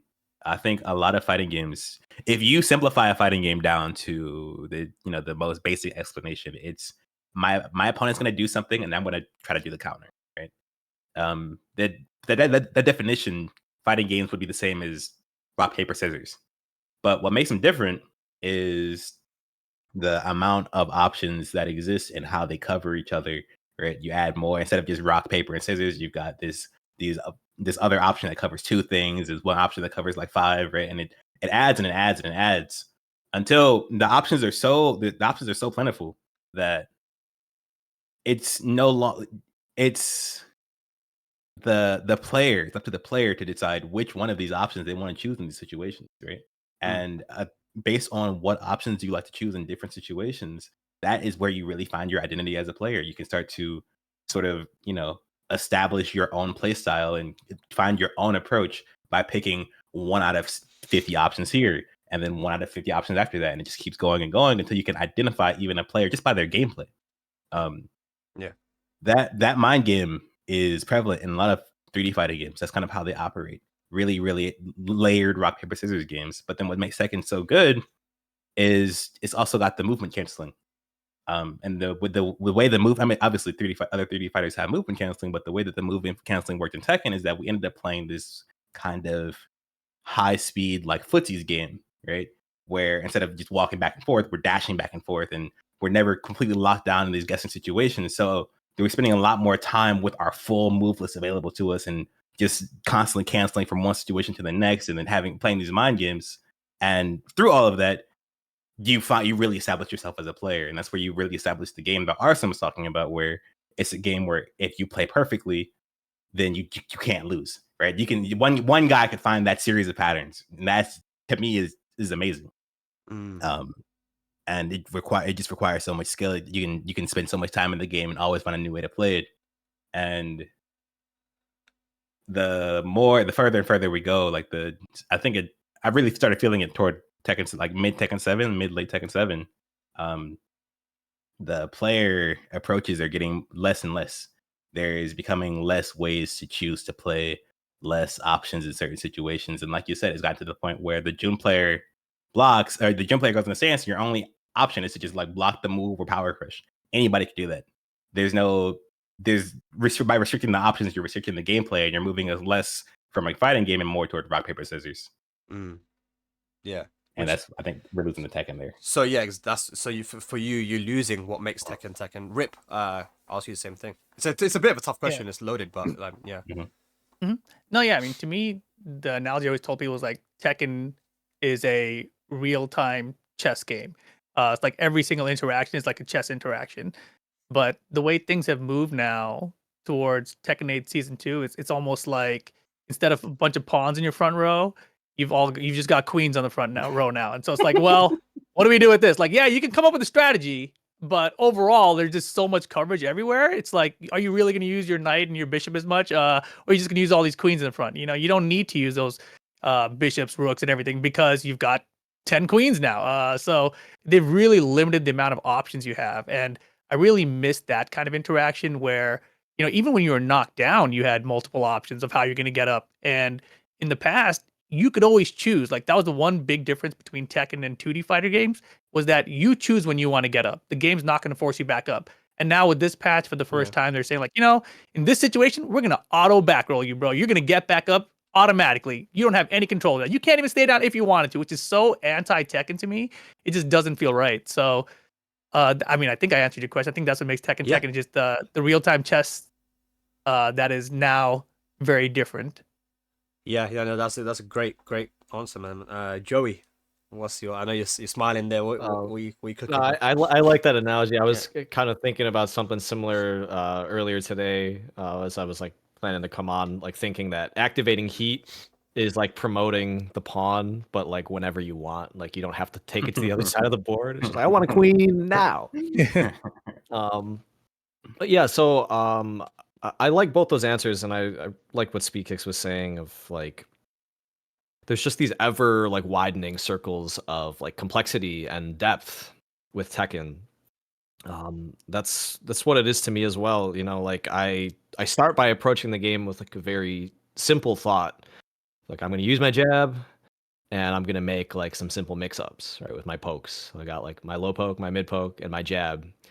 And so I can create 50-50s with that, but I can also like mess with the timing, right? Like make them guess about when it's time to guess.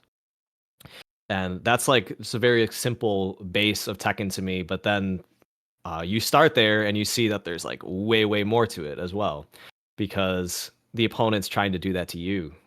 So you've got to think like, what are my defensive options so I can stop them from doing that to me? Like I can sidestep, I can hop kick, I can low parry, I can backdash out of there. You've got all this like this freedom, these movement options. So like that structure, like it widens out a little bit there. And then you've got your counter hit buttons. You can try to read when exactly they're going to try to hit you so you can counter hit them out of it. And you go a bit wider, like you've got this huge legacy move base, and you can try to just like knowledge check them and cheese them out and see like what they don't know. And there's even reward, like if they try to do that to you, you feel rewarded by knowing all of the knowledge checks, knowing all of the cheese. And I think even lastly, just being very sharp with your reactions, like Arslan was saying, and being able to respond with the right punishes, duck the strings, whiff punish. All of this stuff gives the game this amazing depth where it's so fun to play. And I think like the big point of what's regrettable is that the oppressive moves and the oppressive heat system make a lot of matches bypass all of those things that I just described, where it favors this oppressive heat mechanic and these oppressive plus frame mechanics too much, and we don't get as much of the Tekken that I love so much, and I think that all of us love so much. So yeah, that's what Tekken is to me, and I hope more of that comes back in the future. Yeah, no, fantastic, man. I agree with everything that everyone said. I think everyone watching at home will agree with that as well. One thing I loved was just seeing that you could have one character with 2-3 different players, and all like 3 or 4 of these players, whatever, would play completely different, but get a similar result, which is to win the match, and Yoshimitsu back in the day, I remember just what the best example was iMusician and Kane and Trench, with their character expression. You got the one really boring, down forward 1 jab, just kind of move around, and down forward 2 with punish, and then you got iMusician who's just jumping around, he's got his arse in the air and he's just doing crazy stuff, but they're both winning, right? And it was like that character expression. Now with there's just options now, which you just, what if you're not going for them, what are you doing? There's just like a way to play a character now, which kind of gets rid of that character expression. So I want to say that nerfing characters is not only is it going to add more to the game, because it adds more in terms of counterplay, but it also brings identity for that character, as well as more character expression. And this is what I think everyone here has been talking about, right? Like, you want to see more counterplay, because that is a big thing with Tekken, is like how many ways you can win. But now there's just ways to lose, when it comes to some of these moves that we're just doing way too much. So yeah, like I will say the same thing that I was saying before in season 1. Just nerf everyone. I think, speakers, I looked at our first heat speak that we did, and you said that I like the direction we're going in this game, but I still have an issue with how strong the characters are. And I think that some people have said to me, Spag, if they had season 1 and just nerfed characters, then I think people would have been, like, okay, this is all right. Yeah. That's what they wanted. That's all people wanted the whole time. We just wanted something to get toned down, like Rip said, clean shop. Like from 5.0 to DR, right? Like from 6.0 to BR, from tag to tag to unlimited, from 7.0 to 7 FR. We just wanted stuff toned down, and it would have. It would have been great. They did the wrong thing. I know. Undo, please undo. Yeah. Please hit the undo button. Yeah. Go on, Rips. No, the other thing I was going to mention, earlier before Arslan had to go, Joey and Speedkicks were talking about how legacy code bases you have, and you don't really want to touch all of that stuff, right? I feel like the thing about that too was just that Tekken is a legacy game, and I feel like they want to do a new approach. So like you can do that if you're making a brand new game, and it's not really an issue. But when you do it to a fan base that's been around for 30 years.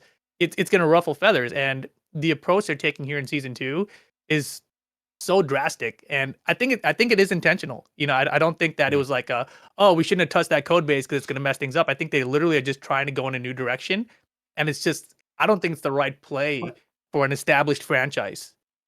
But that would be fun if they were rewriting the whole base. You know what I mean? Even on the concept of creating completely forsaking your legacy code, right? This analogy we got going on. You would rewrite it. You wouldn't change it until it was different. You would start over from scratch. This is not what they're doing. We have the biggest heap of slop right now because it's old ideas conflicting with new ideas instead of just completely new ideas or completely old ideas. They're not working together. Yeah. So for me, it comes down to what makes Tekken popular, what's gonna get more people involved in it, right? And I think forsaking legacy is, like we've already said, pisses off people who are existing players who have been around for a long time. And most big content creators and pro players are legacy players, right? Of course, there's going to be new players. Of course, there's probably going to be some players who just started Tekken 8 who are getting really good very fast. But generally speaking, people like Arslan and Artif and Nee and Ulsan and everyone here has played Tekken since the older Tekkens, right? So and like Arslan said very very rightly, like if you piss people like that off and then they have an opinion, the newer players are going to be like, whoa, that's that's an opinion I'm going to take now because that's the guy that got me into the game. Arslan said, and I know he wasn't being arrogant or anything. I think he was being very true that he and his story got so many people into the game. I've ever had people come up to me, and there was the Score esports video where they interviewed me about Arslan because at the time in 2019, I did so many interviews, it was insane because everybody wanted to know what this Pakistan thing was, and I've been talking about them since Tag 2, and so I talked about it, and that video got like 3 million views or something. And one guy in particular that I know, his name is Chop, who you guys will know about, who does so much for our community now. He's a really good player, but an amazing organizer. He got into the game because of that video and because of Arslan. So many people got into the game. So my point is, what gets people into the game? Is it just changing the game to make it more easy and forsaking legacy? Like that stuff actually isn't going to get people in the game. That's going to just piss off people that are already established content creators and pro players that are going to push a narrative which is going to just make people not want to play the game, right? And then the fact is that stuff like Tekken World Tour, like these things have done a really big service to get new people into the game, right? The storylines, the 2019 was probably not just a big story in terms of Tekken, but in terms of esports in general. A country that no one was even thinking about has just come and already just completely shifted the status quo. Korea, Japan taking over, all this stuff that's happened. There's always been a storyline. 2017 with Kudan's coming back after how many years to win. 2018 with Panda, one of the low tier characters winning. And that must have got so many people like, oh wow, any character can win in Tekken. I want to play this game, right? You can't understate just how important things outside of the game are really important to get new players into the game, right? And this might be the case. Maybe people in the chat as well will be like, yeah, man, I mean, I watch Tekken World Tour, I love that shit, and I got into the game, right? So there's so much that contributes to it, and that's why I bring up Street Fighter, because right now it is the biggest tournament, biggest game, I think, in Japan at the moment. And it didn't just get there because of some game changes, like some developer changes that they made. It was events that they did with popular content creators and VTubers and all that kind of stuff that pushed this game to another level when it comes to its popularity. Tekken is able to do that as well, but not if you're not listening to the core audience and people like pros and content creators.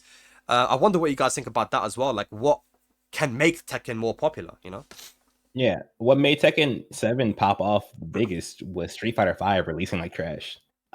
And that's something I hear all the time. Yeah. Not only that, Injustice 2 released 2 weeks before, and I thought Tekken 7 was going to be dead on arrival because Injustice 2 had Superman and Batman and everything. And then that came out, and it was like garbage. Like, all right, you got a second chance now. So Tekken 7 had a huge opening. Yeah, exactly. So they got pretty lucky, I think, with a situation. It was a magic situation for Tekken 7. Along with that, they did make some gameplay updates that made the game easier for new players. And Rage Arts, Power Crush, sidestep nerf, slow-mo. Yeah, all that, the throw breaks easier, right? So they did all this stuff.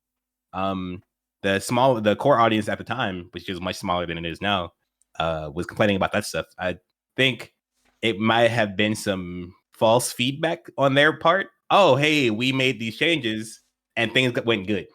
Whereas the marketing outside of the accidental outside factors kind of blew it up a little bit more too. So maybe they're trying to move further in that direction where they go, okay, hey, we're going to forsake our core audience again, and it'll just work out the same. It's not going to work out the same. That it's not working. Joey, what do you think? What would make what could make the game more popular?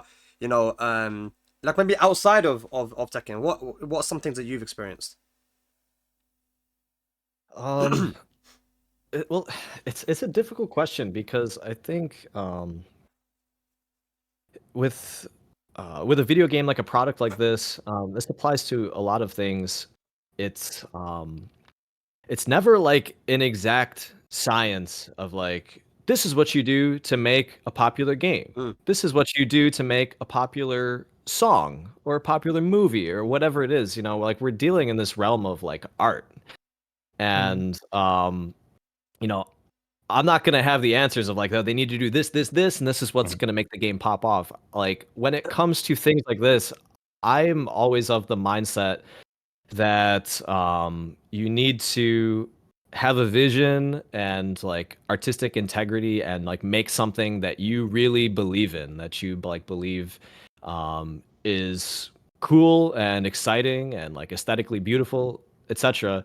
And hope that people will see that effort that you put in and be like, this is amazing. They made something great, and I want to be a part of that. I think that's like the right way to go about things. I'm always very like fearful and skeptical about somebody who takes on like the process of making art, making a product, and they ask themselves, how am I going to make this like really, really popular? I think it should be like, how do I make something that I think is super, super cool? And I just worry that mixed into this process has become some of that mindset. Like, how do we get more people? How do we get more casuals? How do we get more people like to think this is cool? I think you just got to like follow the artistic vision, right? Make something that you think is cool. Because there's never going to be this like exact science, this process that you can execute. Like this is how you make a popular piece of art. You just really gotta believe in what you're doing. So that's another thing. I just hope that we don't keep falling down this line of like just asking the question, how do we like bring more people in? Just make something that's artistically cool. Yeah, and don't lose. You don't want to lose the people that have stuck around for such a long time. I've seen a lot of people that have been angry that I've never seen angry before. People who have been around since back in 2000, early 2000s. And I think that's a very important point. Maybe that we can finish on. That everyone loves Tekken, and that is why everyone is angry. you get angry because it's something that you love, that you want to succeed. Everyone wants the game to succeed. No one wants it to fail. If they wanted it to fail, then they nobody would be really emotional, right? So yeah, people care because they love the game and what it's done for them. Everyone has their own story with the game, how they got into it, and some of us have a very long history. Some people just got into it recently, but one thing that is for sure is that everyone is not happy with the direction because they felt like they weren't listened to.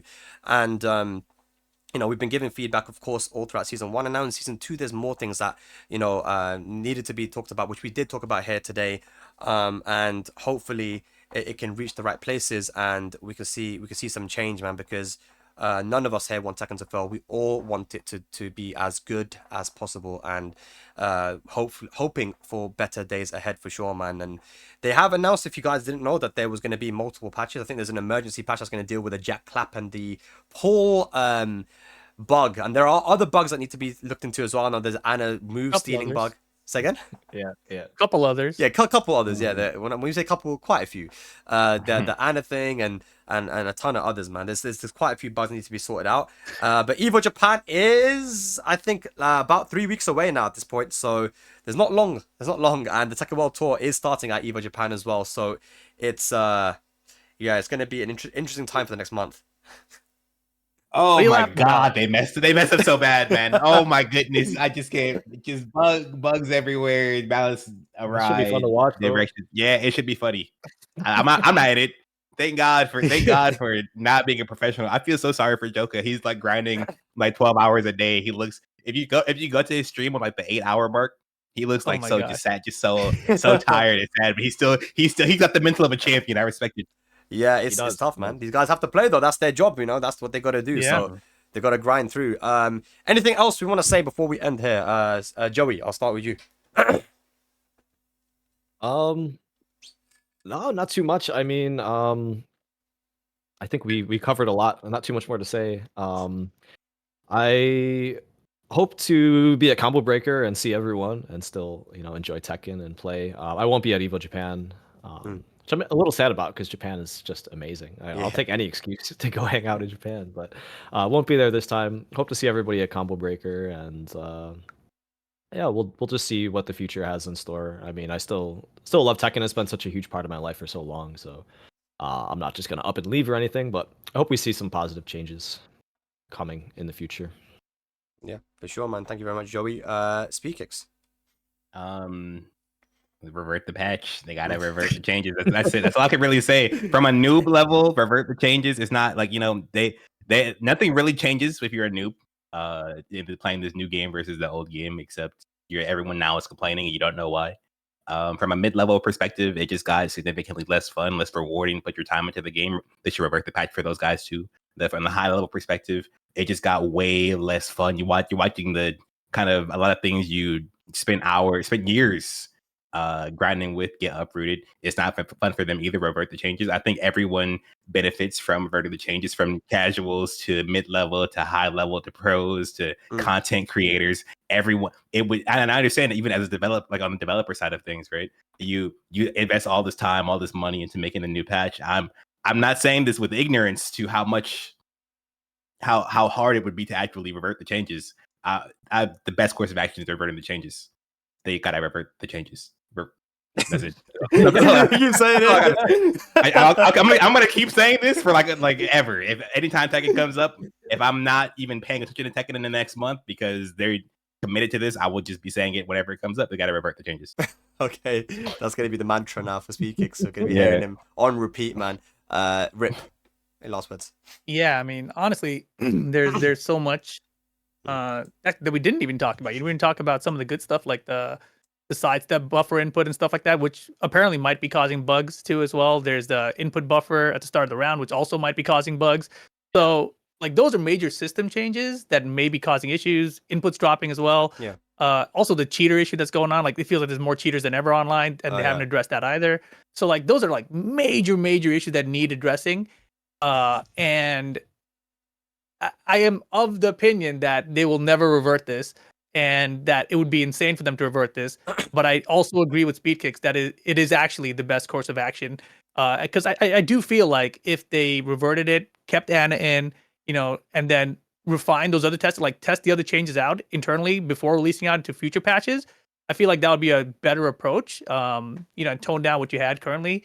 I think that was what everyone was expecting and hoping for. I think that's what people want to see in general. So I feel like they had a good portion there that could have started things off, and just the rest of it, which is a lot of it, you know, probably is not the right direction. So it's going to be interesting to see what they do. I do not expect that they will revert this at all. And I think another thing I do want to say, since this is the last Heat Speak, right? And if not, Arslan's going to quit Tekken. But basically, I know there's a lot of anger out there in the community. People are very upset about this, but like it doesn't do anything to attack the people that are just expressing their own opinions about it. And also, you really should not be attacking the developers over this. That doesn't help anything either. Like I know everyone's like, oh, it was Murray, it was Nakatsu, it was Harada. Like you don't actually know who actually caused anything, right? Like you don't actually know. So, you know, let's just wait and see, and you know, give them a little bit of the benefit of the doubt here.